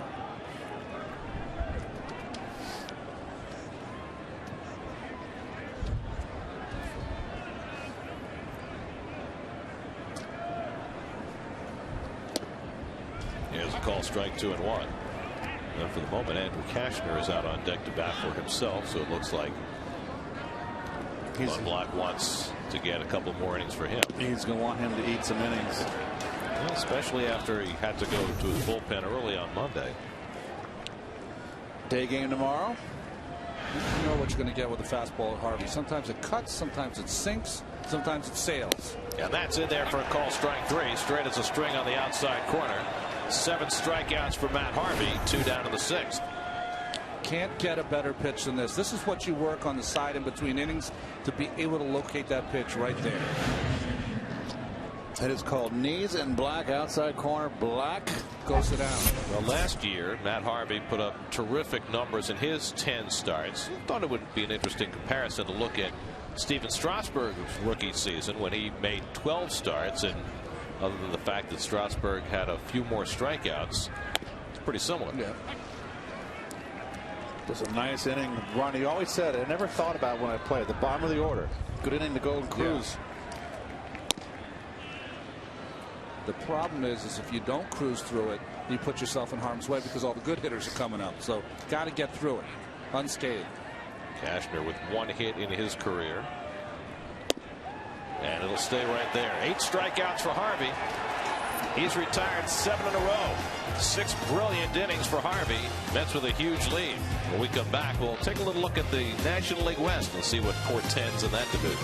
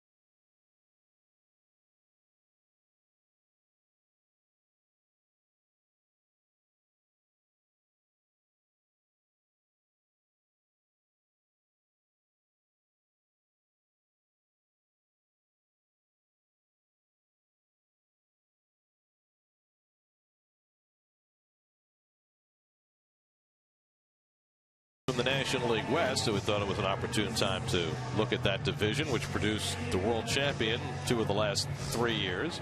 The Giants, of course, winning the World Series last year, as they did 3 years ago. The Dodgers spent all the money in the offseason. The Diamondbacks trying to reshape their team in their manager's image.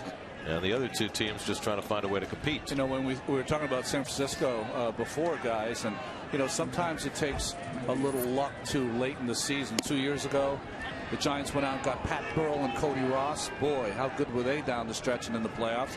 And then last season, Marco Scudero made like Ty Cobb for a couple of months. Well, of course, the Giants have built their team around pitching. Yeah. And, you know, you have to get lucky there, too, sometimes. I mean, they had Brian Wilson as a lights-out closer. They lose him, and Sergio Romo does the job filling in.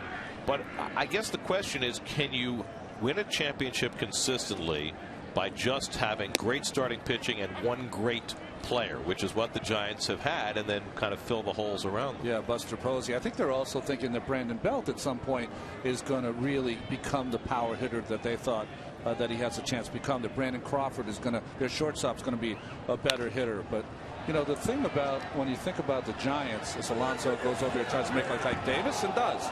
Nice play by Alonso, who certainly had himself a complicated evening. You know, they get a Tim Lincecum, who struggled last year. 10 and 15, an ERA in the mid-5s, and they put him in the bullpen, and he was able to get the ball many times to Romo, who was just outstanding. As Lincecum came back to the pack, Madison Bumgarner now, they've identified, given him a long-term contract, has gotten better and had a gem last night. There's Bruce Bochy, who's now been signed and extended through 2016 with general manager Brian Sabian. So they have a real continuity working there. And, you know, is Pagan going to have the same kind of year he had last year? They signed him to a big contract. He scored 93 runs last year. You know, he can play center field, although the last year here he did not play a good center field. But he had a terrific year for them, too. So, you know, it's hard to repeat. It's always hard to repeat. I'll take 2 out of 3, though, don't you? Yeah. Boy. Well, the Dodgers have done their best to spend enough money to at least compete in the division. Of course, it started last year when they took on all those high-priced players from the Red Sox, and they had got Beckett, and they've got Crawford there. As Murphy hits one out to left center, and chasing it down in the gap is Maben for the second out. But going out and spending the money they did on Zach Greinke in the offseason. I mean, the Dodgers clearly are flush with cash with their new ownership and their new TV situation, and they're trying to outspend the opposition. And I think the key for the Dodgers is that they have to play well enough to stay at the top of the pack or close until they could get 2 key pieces back, Hanley Ramirez and Carl Crawford. When they get those 2 pieces back, although I don't think Hanley Ramirez is the same player he once was, but still better shortstop than they have right now. You know, guys, you look at the Diamondbacks, and that's a team that's intriguing to me because it's obvious that, you know, Kirk Gibson has tried to mold that team into his form. That's look at the guys on the team and the way they play. The Prado trade is a perfect example of that. But, you know, I wonder, as Wright grounds out at the end of the inning, if at some point you give away too much talent like they did with Justin Upton. Maybe we'll continue on that when we return. Mets in control tonight with behind Matt Harvey's terrific pitching. 8-0 up on the Pies.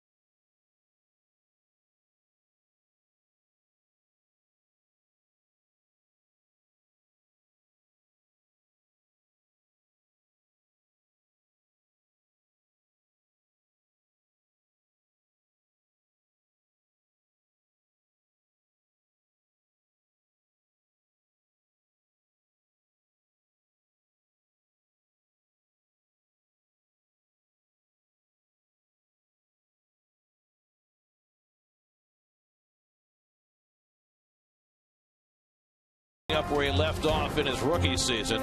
He has been absolutely dominant over the first 6 innings in his first start of 2013.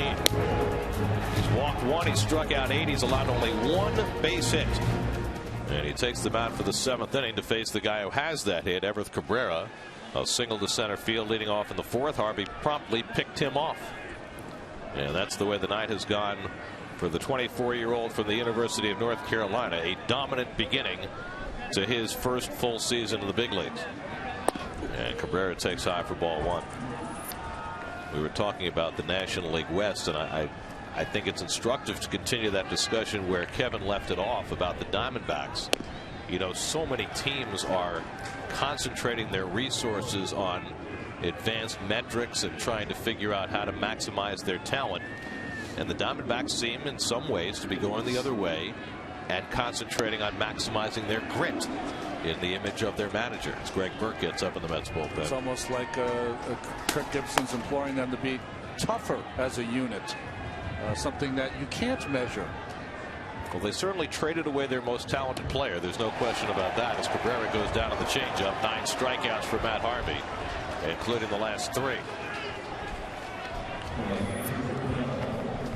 Well, that's the way it's gone in the West over the last 8 years. It's been a while for the Padres, and you can say even longer for the Rockies, but the Rockies in 07 as a wild card team made it to the World Series. Right, and in 11, Diamondbacks got in there, and they had a good run late. And we haven't spent a lot of time talking about the Rockies with their new manager, Walt Weiss, but you know, it's going to be, it seems like it might be a long year as Josh Edgen is up. They've got starting pitchers like Tyler Chatwood, Drew Pomeranz, Nick Schmidt, Aaron Cook, and Jorge De La Rosa. But they've got a healthy Troy Tulowitzki back, and he and Carlos Gonzalez have each homered in each of the first 2 games, and they're going to have to outslug people. Yes. And you've got Todd Helton. It's probably going to be his last year. He's 40 years old. Great career. He's had, towards the end of spring, he had some swelling in the knee, but he's not the player he used to be. It's coming to a close for him. Good fastball by Harvey, throwing it by Will Venable, and it's 2-2. Harvey, of course, struck out 11 in his first big league start. Trying to get to double digits tonight. 2-2. He struck him out. 10 strikeouts for Matt Harvey. He's fanned the last 4 in a row. Last 2 strikeouts, Cabrera and here Venable on the changeup. Very nice. Also, Ronnie, 3rd time through the order. He's mixing it up. Powered through the first 2 times through the order. Now going to the cambio, which is in Spanish, that's English, that's changeup. Very good. Another lesson from Keith Hernandez. That's the 3rd time in 11 starts now, Gary. Double figures in strikeouts for Matt Harvey. Now Carlos Quentin, who's popped up and grounded into a double play 0 for 2. Harvey's allowed just 1 single, walked 1 and struck out 10. Ronnie was talking about all the dominant performances we've seen by pitchers early in the season. Well, here's another one.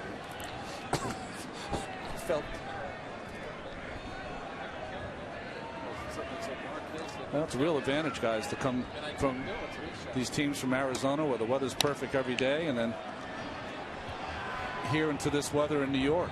Sometimes just being talked about Kirk Gibson's club, just being gritty and tough on days like this can get you through these games.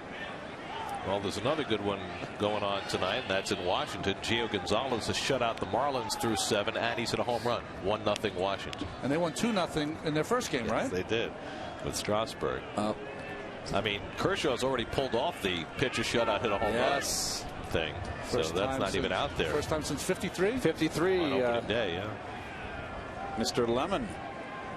Bob Lemon for the Cleveland Indians, and the first opening day home run hit by a Dodgers starting pitcher since, what, 65 was Drysdale. Don Drysdale. Great hitter. Yes. 2-1 to Quentin is outside, so for a rare time tonight, Harvey finds himself behind in the count. Harvey's glove, interesting, right? The black glove with the blue. It's not quite Carolina blue. That would probably be illegal. And Quentin swings through the fastball, 3-2. Hey guys, on that Dodger game, how cool is it to see Koufax come out for the first pitch? Neat, right? Right, especially with the guy who was called the next Koufax that followed him. 3-2 to Carlos Quentin.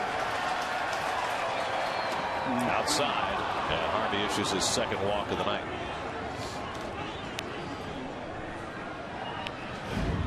Here's your Verizon text poll for tonight. Text 56812 or SNY.TV. Let us know, who do you think will win the West? A for Diamondbacks, B for Dodgers, C for Giants, D for Padres, E for Rockies. It's in alphabetical order. Very nice.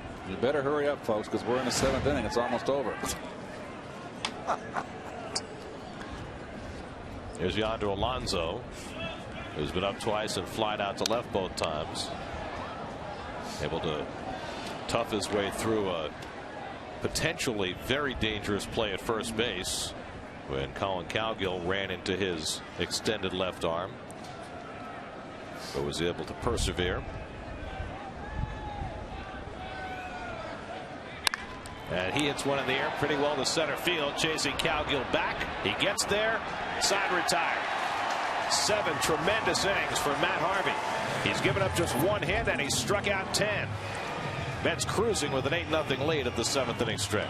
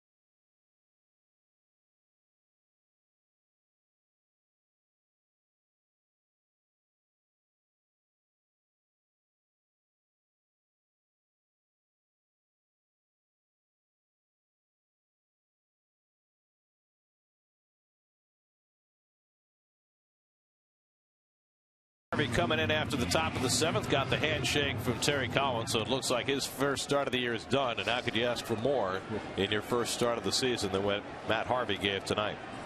Well, look at the line right there. Double-digit strikeouts. I love this. The 2 walks. Ike Davis hit a 2-run homer his last time up and takes a fastball off the plate from Andrew Kashner, who starts his 3rd inning of relief. Ike grounded out in his first 2 at-bats. He was 0 for 7 to start the year before he launched one just shy of the Shea Bridge his last time up. Is this one out to shallow left, and on comes Quentin to pick it off. 1 out, so Kashner's now retired 6 in a row. We were talking about the National League West and talking about Colorado's powerful lineup. The guy we didn't mention was the catcher who had such a good rookie year last year, Willen Rosario. He just homered in Milwaukee. It's interesting how Major League Baseball has, in the last couple of years, we've seen Robin Ventura, Mike Matheny, and now Walt Weiss with the Rockies, guys with no experience managing. Well, that's not entirely true. Walt had managed his kid's high school team. That's right. Well, that doesn't count. I'm talking about being in the Bush Leagues for 10 years. You know, that young man Pacheco had a nice year last year for. You're right. For Colorado also. He can play 3rd, 1st. All 3 infield positions. And he can play right field. So he hit 300 last year. So not a power hitter, but a doubles hitter. Marlon Byrd takes it off the plate, 2-1. Good call. You up on your Rockies.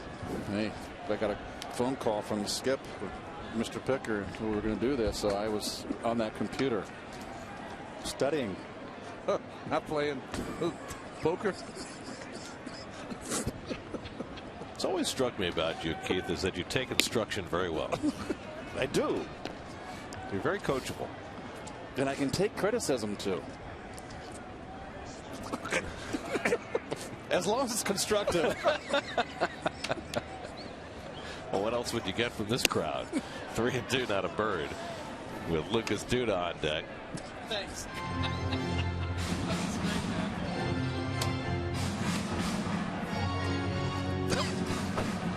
Mets 8 runs and 8 hits. The Padres no runs and 1 hit. We're in the bottom of the 7th on a frosty night at Citi Field. And Bird goes down swinging. Cashner bringing the heat, his second strikeout. 2 out and nobody on. Get a complete breakdown of tonight's Mets-Padres matchup with insider info, opinion, and post-game reactions, plus a preview of Dylan G's season debut on the Hill tomorrow on Mets Blog, presented by Verizon, part of the SNY.TV blog network. Matt Harvey, job well done. Had a base hit, which matched the Padres' hit total for the night. Lucas Duda's had a very big night, a 2-run homer, a double, and a walk. And he lays off the off-speed pitch from Cashner, ball 1. Mets have 3 2-run homers tonight. Duda in the second to get them started. Buck in the 4th, and then Ike Davis in the 5th. And off the end of the bat, a little squibber out to Jerko, who's had some throwing trouble tonight, but not that time. And it's a 1-2-3 inning. 8 in a row retired by Cashner as Harvey enjoys an 8-0 lead as the Mets go to the bullpen.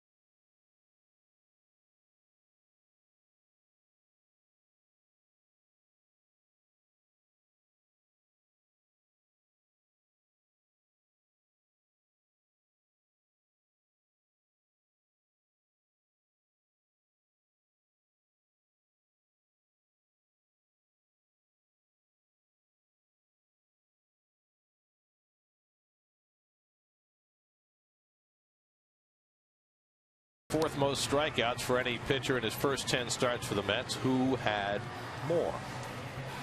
Not necessarily first 10 major league starts, but first 10 starts as a Met. Okay. For 2 of the 3, it was their first 10 major league starts. Well, number 16's got to be in there. Mike Baxter comes in. Actually, he is. Baxter will hit 9th. He'll play left field, and Greg Burke makes his Mets debut. Well, Greg Burke, the last time he did appear in the major leagues, it was with the Padres in 2009 when he appeared in 48 games, but that was over the top conventionally. Now it's coming sidearm or sometimes submarine. It was in the Orioles organization last year, and it was under the tutelage of former Mets pitching coach Rick Peterson that Greg Burke became a sidearmer. Jed Jerko, first man to face him. Jerko was struck out and flied to right 0 for 2. And he grounds the first one to the hole and through into left field, and Jerko has a leadoff hit. So Jerko swinging at the first pitch he sees from Greg Burke. And he has just the second hit of the night for San Diego as Luke Gregerson gets up in the San Diego bullpen. Ronnie, the funny thing for me watching Greg Burke is he drops down from the side, but he really doesn't throw from the side. No, what he does, and honestly, if you think about it, Peterson did it with Pedro Feliciano. They drop their head to the side, and it looks like they're going to throw submarine, but really the arm action, it's not over the top, of course, but it's more three-quarter than submarine. But he does get the sink on his pitches. Nick Hundley's been up twice, was caught looking by Matt Harvey both times. Look where he steps with his foot, Ronnie. He steps towards almost the first base dugout with his left leg. Very peculiar. Broken back grounder, and that sneaks through for a base hit. So back-to-back ground ball hits for the Padres, as that one cost Nick Hundley a bat for his first hit of the season. Let's check in with the studio. Gary Apple is standing by, presented by your Tri-State Honda dealer.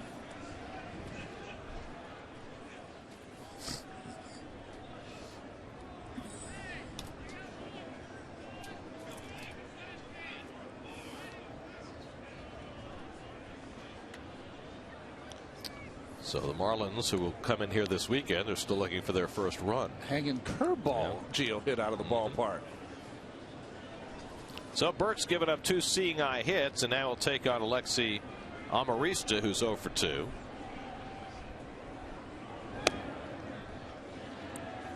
So the Padres already have twice as many hits here in the 8th inning as they had in the first 7 against Matt Harvey, who dominated them to the tune of no runs, 1 hit, 2 walks, and 10 strikeouts over his 94 pitches. A team collective sigh on the bench for the San Diego Padres.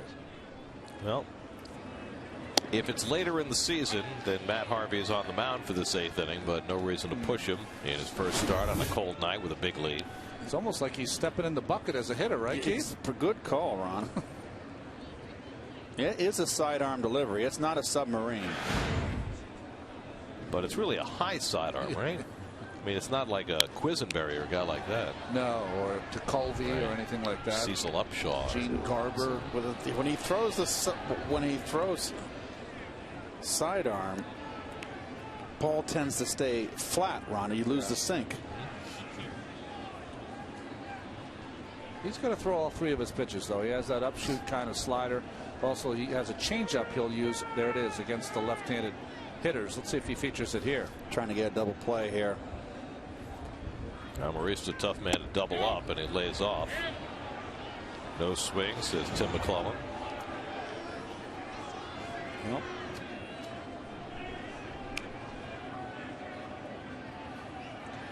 It's a time for a manager to really gauge his pitcher. How you feeling, big guy? How's the arm? How'd you come out of the start? Guy like Harvey says, I got plenty more. And Burke sails one outside. It's 3-2. Greg Burke, 30 years old now. He was an undrafted free agent signed by the Padres out of Duke University. That's about a couple of Duke pitchers through here the last couple of years. There's Capuano, of course, who's in limbo. He's sitting in the bullpen in L.A. So is Aaron Harang. They've just got too many starting pitchers, and that's even with a couple of guys on the DL. Billingsley's on the DL. And so is Ted Lilly. 3-2. Little tapper, tough to turn 2. Murphy gets the out at second, and that's all. That's the first out of the inning as Hundley is erased. So runners at the corners with 1 out. And Cameron Maben coming up as we answer our AT&T trivia question. The 3 pitchers who had more strikeouts in their first 10 starts as a Met. Well, Pedro Martinez had the most. Doc Gooden and, of course, Nolan Ryan. Wow. Who had a few more than that by the time he was done. How many did they have? Combine those strikeouts. Whoa. 10 grand? And that's when Nolan was a little... Nolan has, what, 5,700 on his own? Right? Close. That's when Nolan was a little wild, too. Be a little dangerous getting up against him.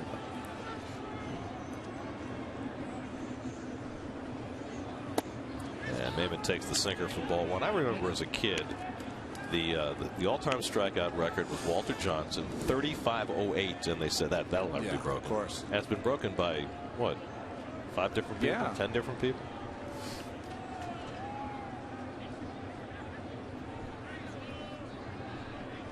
I always think about it when we think about where Ralph Kiner was, our colleague, when I can't say colleague, emeritus, when he left the game where he was on the home run list. Our better. Yeah, our better. Yeah, exactly. Where he was on the home run list when he retired.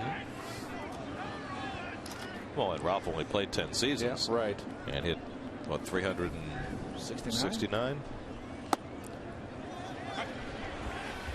I always think about that old Street and Smith baseball magazine. Used to wait for it all the time when the season's spring training, and Hoyt Wilhelm was always on top for most games. Right. And Jesse has that now, Jesse Orozco.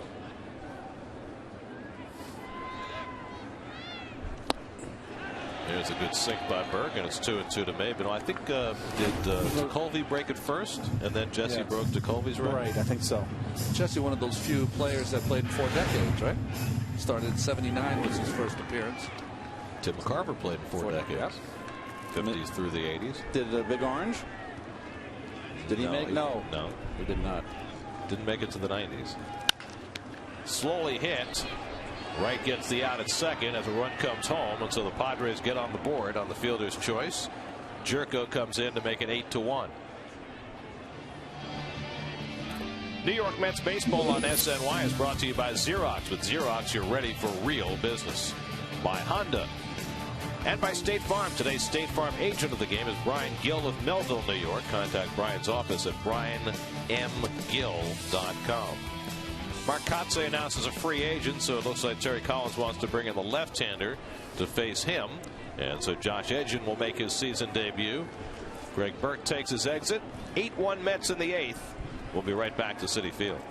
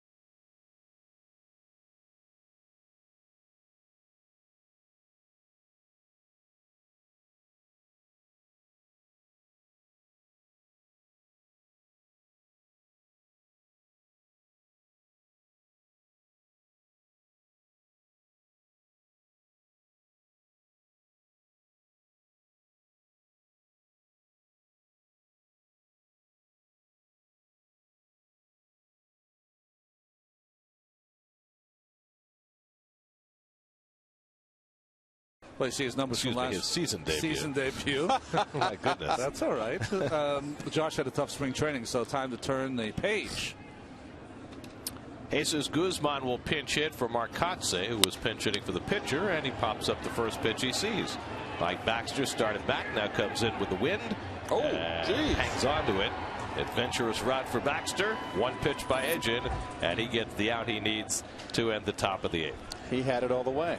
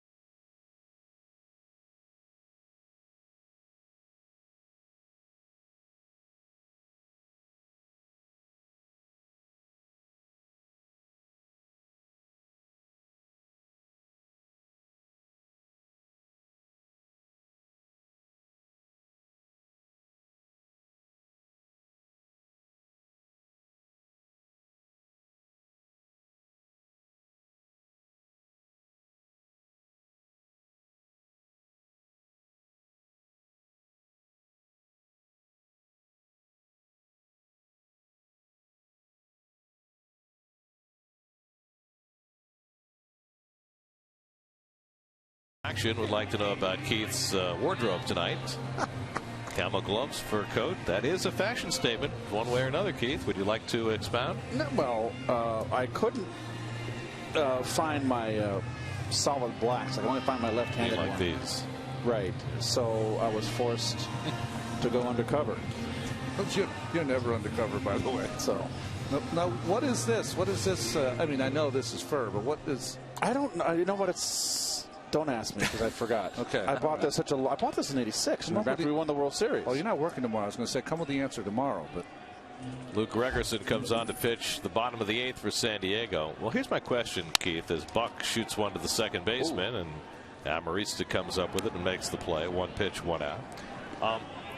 We have a lot of other potential cold weather night games coming up. Right. Friday night here. When we go to Minnesota and Colorado, we've got some potentially really cold nights. Yep. Do you have any additional armor against the cold, or is this it? I used to have some. I have to go dig, but if I have to go and buy some, I'm going to expense it. Really? What were you thinking about picking up? You're going to wear like a fur toque or something? I had a Russian one a friend gave me a long time ago. Then I had one like Hamid Karzai. Those. So, Oh my God. I don't know where they are now. All of a sudden, it'll be like a Pushkin novel somewhere in Minnesota.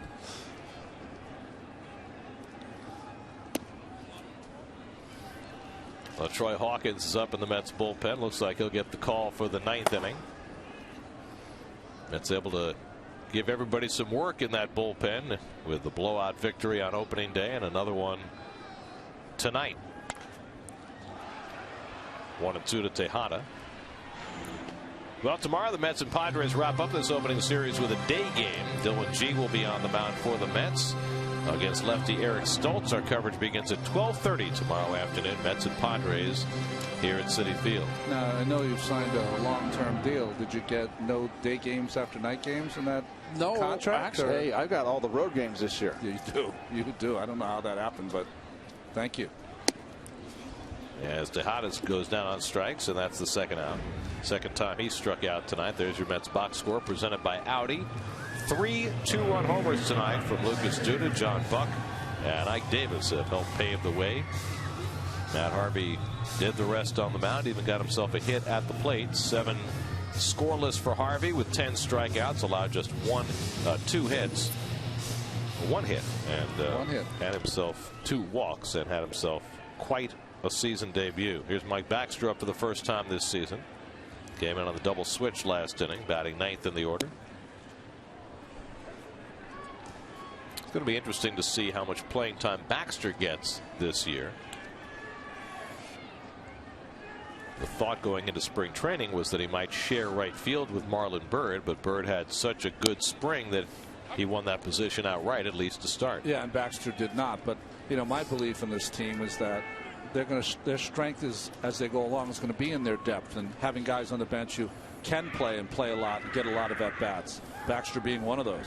Well, the other way to look at it is this is a team for whom the competition continues. Yeah. I mean, there are very few scholarships on this team right now. You know, the way I look at it, though, is that, you know, you want Marlon Byrd, if he gets off to a tremendous start, you want him to be 100% for whatever percentage of games you want him to be out there. But you got to play Baxter, too, at 35 years old. I don't know if you can play Byrd every single day. Right back to Gregerson, who has himself an easy inning. Mets are down 1-2-3. Now they're 3 outs away from going 2-0 as we head to the 9th at Citi Field.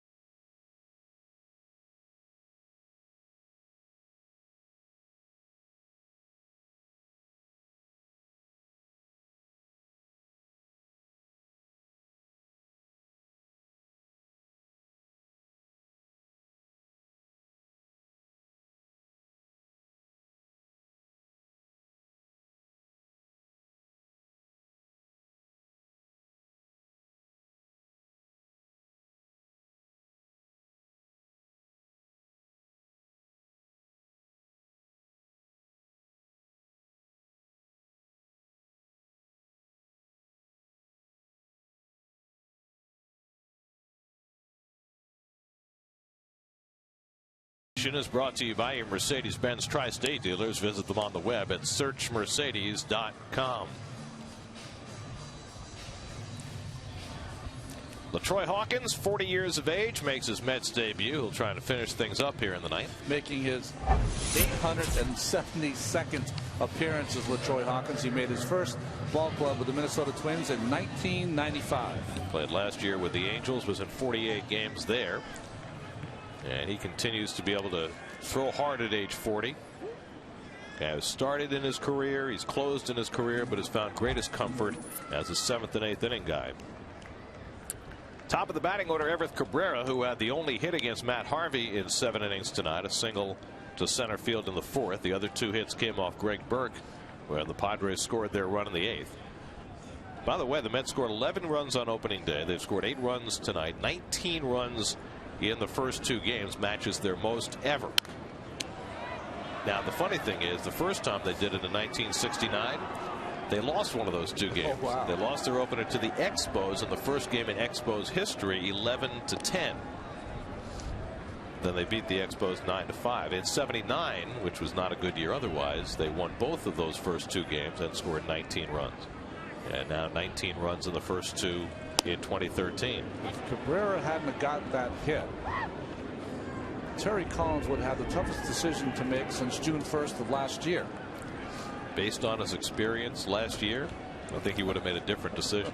Bobby Parnell up in the bullpen for New York.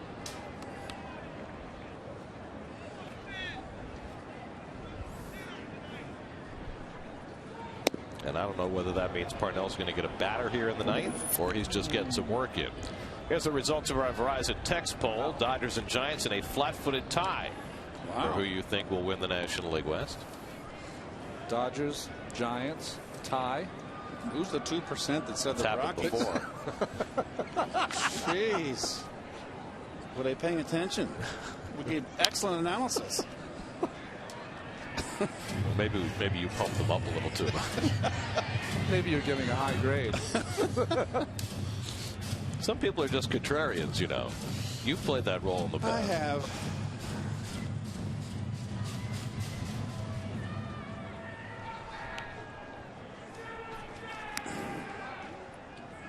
Boy, LaTroy, no sleeves, blowing in that hand, trying to make sure he keeps it warm.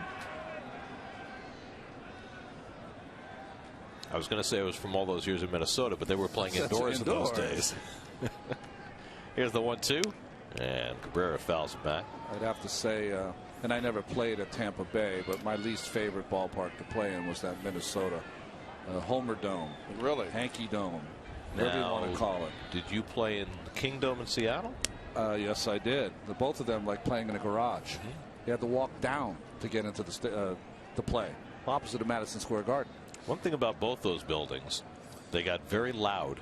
Yes. When they were full. They weren't always full, but you know, the Twins, when they had their great teams, late 80s, early 90s, it was full and it was loud. Played there and with some packed houses, absolutely. With the Kirby Puckett teams, Gary Gaetti, Ken Herbeck. Well, you would have faced them in their World Championship year? Yes. 91? 91, I faced them down the stretch. Cabrera keeps fouling them off. Columbia guy did pretty well. Gene Larkin, game-winning hit in the World Series. Biggest moment for a Columbia player since Lou Gehrig. No offense to Frank Seminara. There's a lot of down years there. Biggest moment until Mike Baxter made the catch. There you go. We still claim him at Columbia, even though he went there for 1 year. It's because they learned so much in 1 year, right? Well, he went from there to Vanderbilt, which is also a fine academic institution.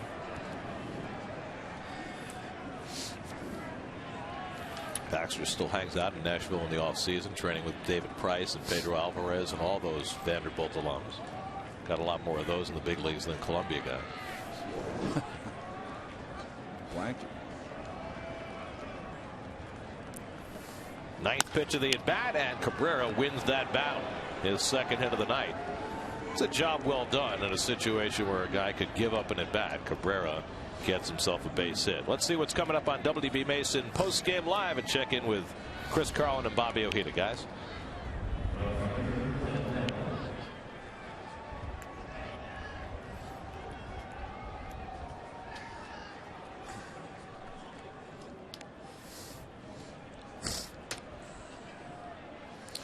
All right, guys, now another guy from a great institution of higher learning. Will Venable, Princeton man, up against LaTroy Hawkins, and he takes a letter high strike. Venable 0 for 2 and a walk, struck out twice against Matt Harvey. 2 of the 10 strikeouts for Matt tonight. Houston Street, the Padres closer, up and active in the San Diego bullpen. I think just like Bobby Parnell, just getting a little work to get loose before tomorrow's day game. Well, nobody's had much of a use for a closer these first 2 games. Mets winning 11-2 on opening day, up 8-1 in the 9th tonight.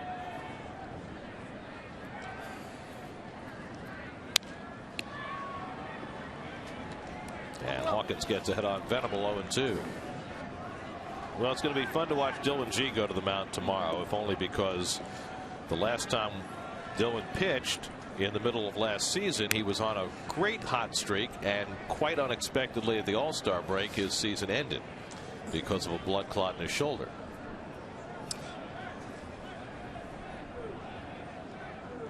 You know, the Mets were going so well at the break last year, 6 games over 500, and when we found out during the All-Star break that Dylan would not be coming back, that was like even before they'd played a game and hit the skid after the break. It was like the turn in the road. Yeah, definitely some air out of the balloon, right? And after that, it's almost like the 2-out run stopped, the hitting stopped.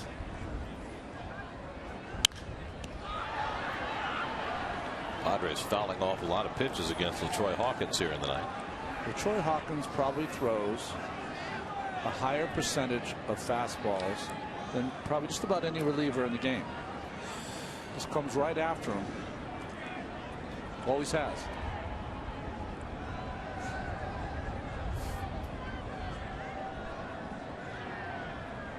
Ahead on Venable 0-2. And another foul ball. Really, it's a lot of comfortable swings. I know it's a 7-run lead, and the last thing, LaTroy's a veteran. He's not going to walk anybody. He's going to go right after him. Probably, it would pitch entirely different if it was protecting a close ball game. Toward the hole, past Davidson into right field. Cabrera will go first to third, so a seeing eye hit for Will Venable, and the Padres have runners to the corners with nobody out.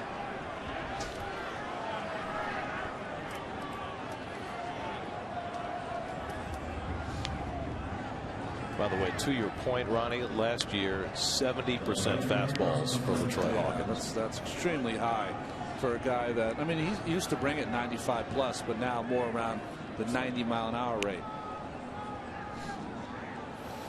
Well, that'll get Parnell up and active.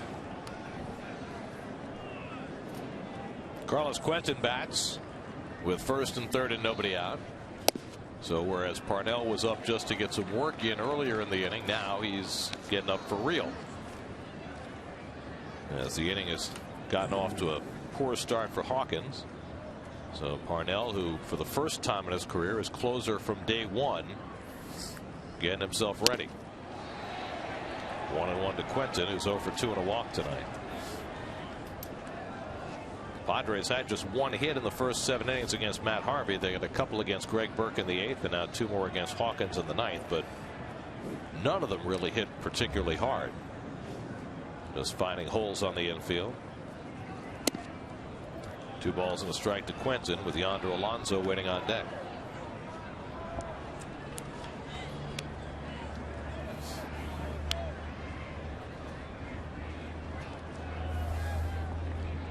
Guys, just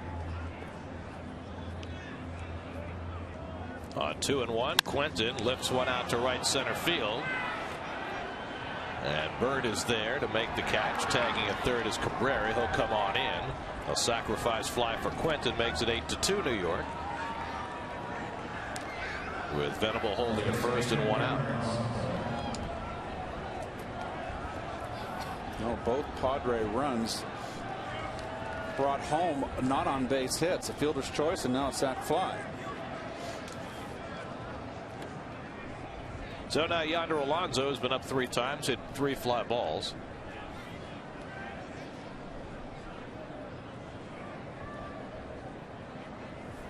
One out and one on. Yeah, he pops this one up in foul ground. Right coming over and juggles and hangs on. He had a long way to come playing off the line against the left-hand batter. And David got there. And on the second effort, able to hang on. That reminds me of the World Series when Pete Rose in Philadelphia with Bob Boone dropped the pop up, and Pete Rose was right there to grab it. Of course, David's pretty good at catching balls in his bare hand. He showed that in San Diego a few years ago when he made that incredible play running away from home plate into shallow left and caught the ball in his bare hand. Best since Kevin Mitchell in St. Louis. Yep. So the Padres are down to their final out. Jed Jerko, the batter, 1 for 3. And he grounds one just foul.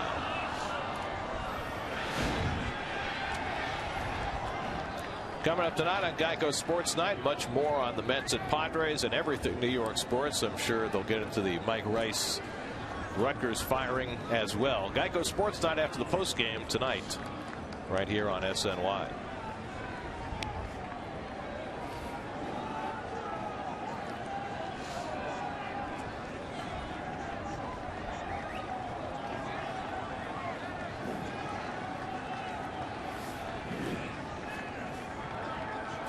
Venable runs and Jerko takes the ball. The Mets let Venable go on defensive indifference. What's your first this year? My first? DI. What do you write on your scorecard? DI, defensive indifference.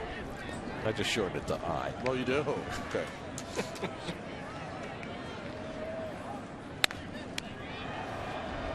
And now the Padres are down to their last strike. Well, let's see. We started at 44. It's 40 right now. Wind chill 32, 28-mile-an-hour gusts out of the northwest. And Troy Hawkins in his short sleeves trying to finish things off for this chilled but happy small gathering at Citi Field. Gamers. The diehards. Right? Those are great scarves, by the way. Yeah. Right. They'll give me one of those for tomorrow.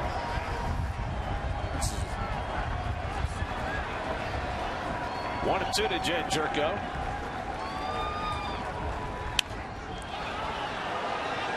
And that one will come back out of play. And we'll do it again.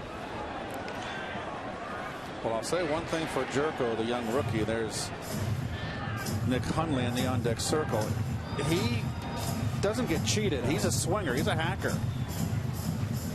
Last year, 30 home runs, 100 RBIs, 373 on base percentage, playing in Double-A and Triple-A. It's going to be interesting to see is that it looks like Bud Black's going to have a left-handed and a right-handed lineup.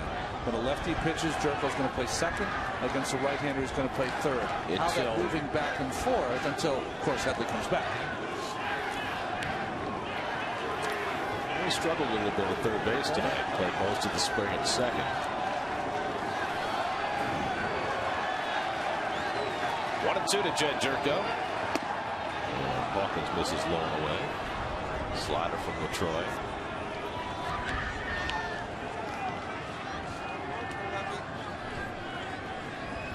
.25 pitches deep in this ninth inning. Hawkins in his first game as a Met trying to put the game to bed and send the cold fans home. Happy. 2-2. Bouncing ball for Tejada. Makes the toss low, and it can't be handled by Davis. Coming in to score is Venable, and the game continues. It's 8-3. So Ruben Tejada hesitating on that ground ball and then spiking the throw, and Knight couldn't come up with it at first base. Error all the way on Tejada. Well, Tejada is usually short-handed here, just accurate with his throws. Oh, Ike just a short hop too. Ike's probably mad at himself there. That's so he came up a little bit too quick. So the Padres have a couple of runs home here in the ninth. Jerko at first with 2 out. And here's Nick Hundley, who's 1 for 3. Jerko takes off, and we have our second defensive indifference of the inning. Puts us on a pace for. I'm going to count them this year.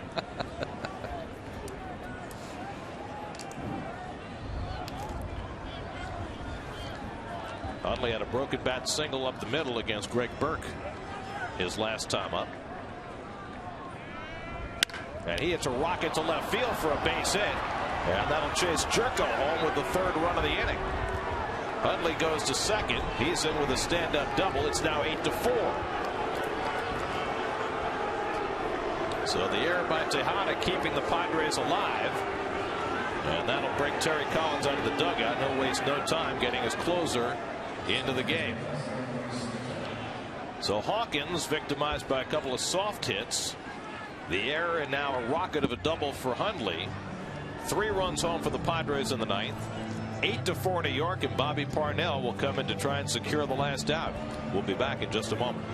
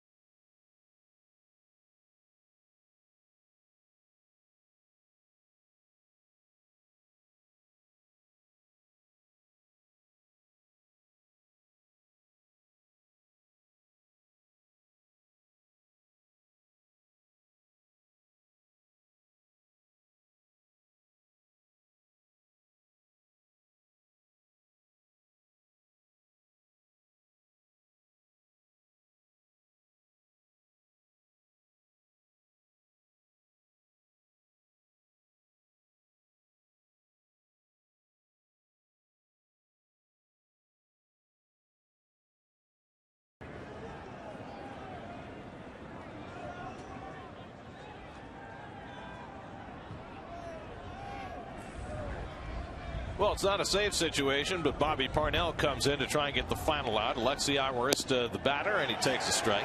You know, you're thinking that spring training is when he got this job, but really was the last 43 games last year for Bobby, where his ERA was 1.71, where he got this closer's job. 3 runs home for San Diego in the ninth. 8-4 New York. Amarista's 0 for 3. And he swings and misses at the fastball, and quickly it's 0-2. Frank Francisco on the shelf, elbow surgery in the offseason. That elbow's still barking. But even if Frankie were available, Parnell might still have the closer's job. 0-2 to Amarista. And he shoots one to short. This time Tejada makes a beautiful stop. The low throw handled by Davis, and the ball game is over. So Parnell comes in and gets an out. Tejada, after making the error earlier in the inning, makes a nice play there to wrap it up. Matt Harvey throws 7 brilliant innings. The Mets hit 3 2-run homers, and the Mets 2-0 on the year with an 8-4 win. Well, 2 guys that did not contribute the first opening day game, Lucas Duda and Ike Davis, came through big tonight. Duda, of course, with a 2-run shot, his first off a left-hander. Davis with a 2-run shot, and Buck continues his hot start. 2 more hits with a home run and 3 RBI. So Mets is up 2-0 on the season. I was in spring training for 5 weeks, and no one was more on a mission than Matt Harvey, and he took it in to his first start here. Just outstanding. 1 hit over 7 innings with 10 punch-outs. There's your game summary. A brilliant night for Harvey in his first start of the year. Allowed just 1 single to Everett Cabrera, and that was it. His 3rd double-digit strikeout game and 11 career starts. Duda, Buck, and Davis with the 2-run homers, and the Mets cruise to an 8-4 win. For every Mets win, the Mets Foundation is proud to contribute $2,500 to the Katz Institute for Women's Health. For more information, visit northshorelij.com/KIWH. Mets win at 8-4 to go to 2-0 on the year. Back with more from Citi Field in just a moment.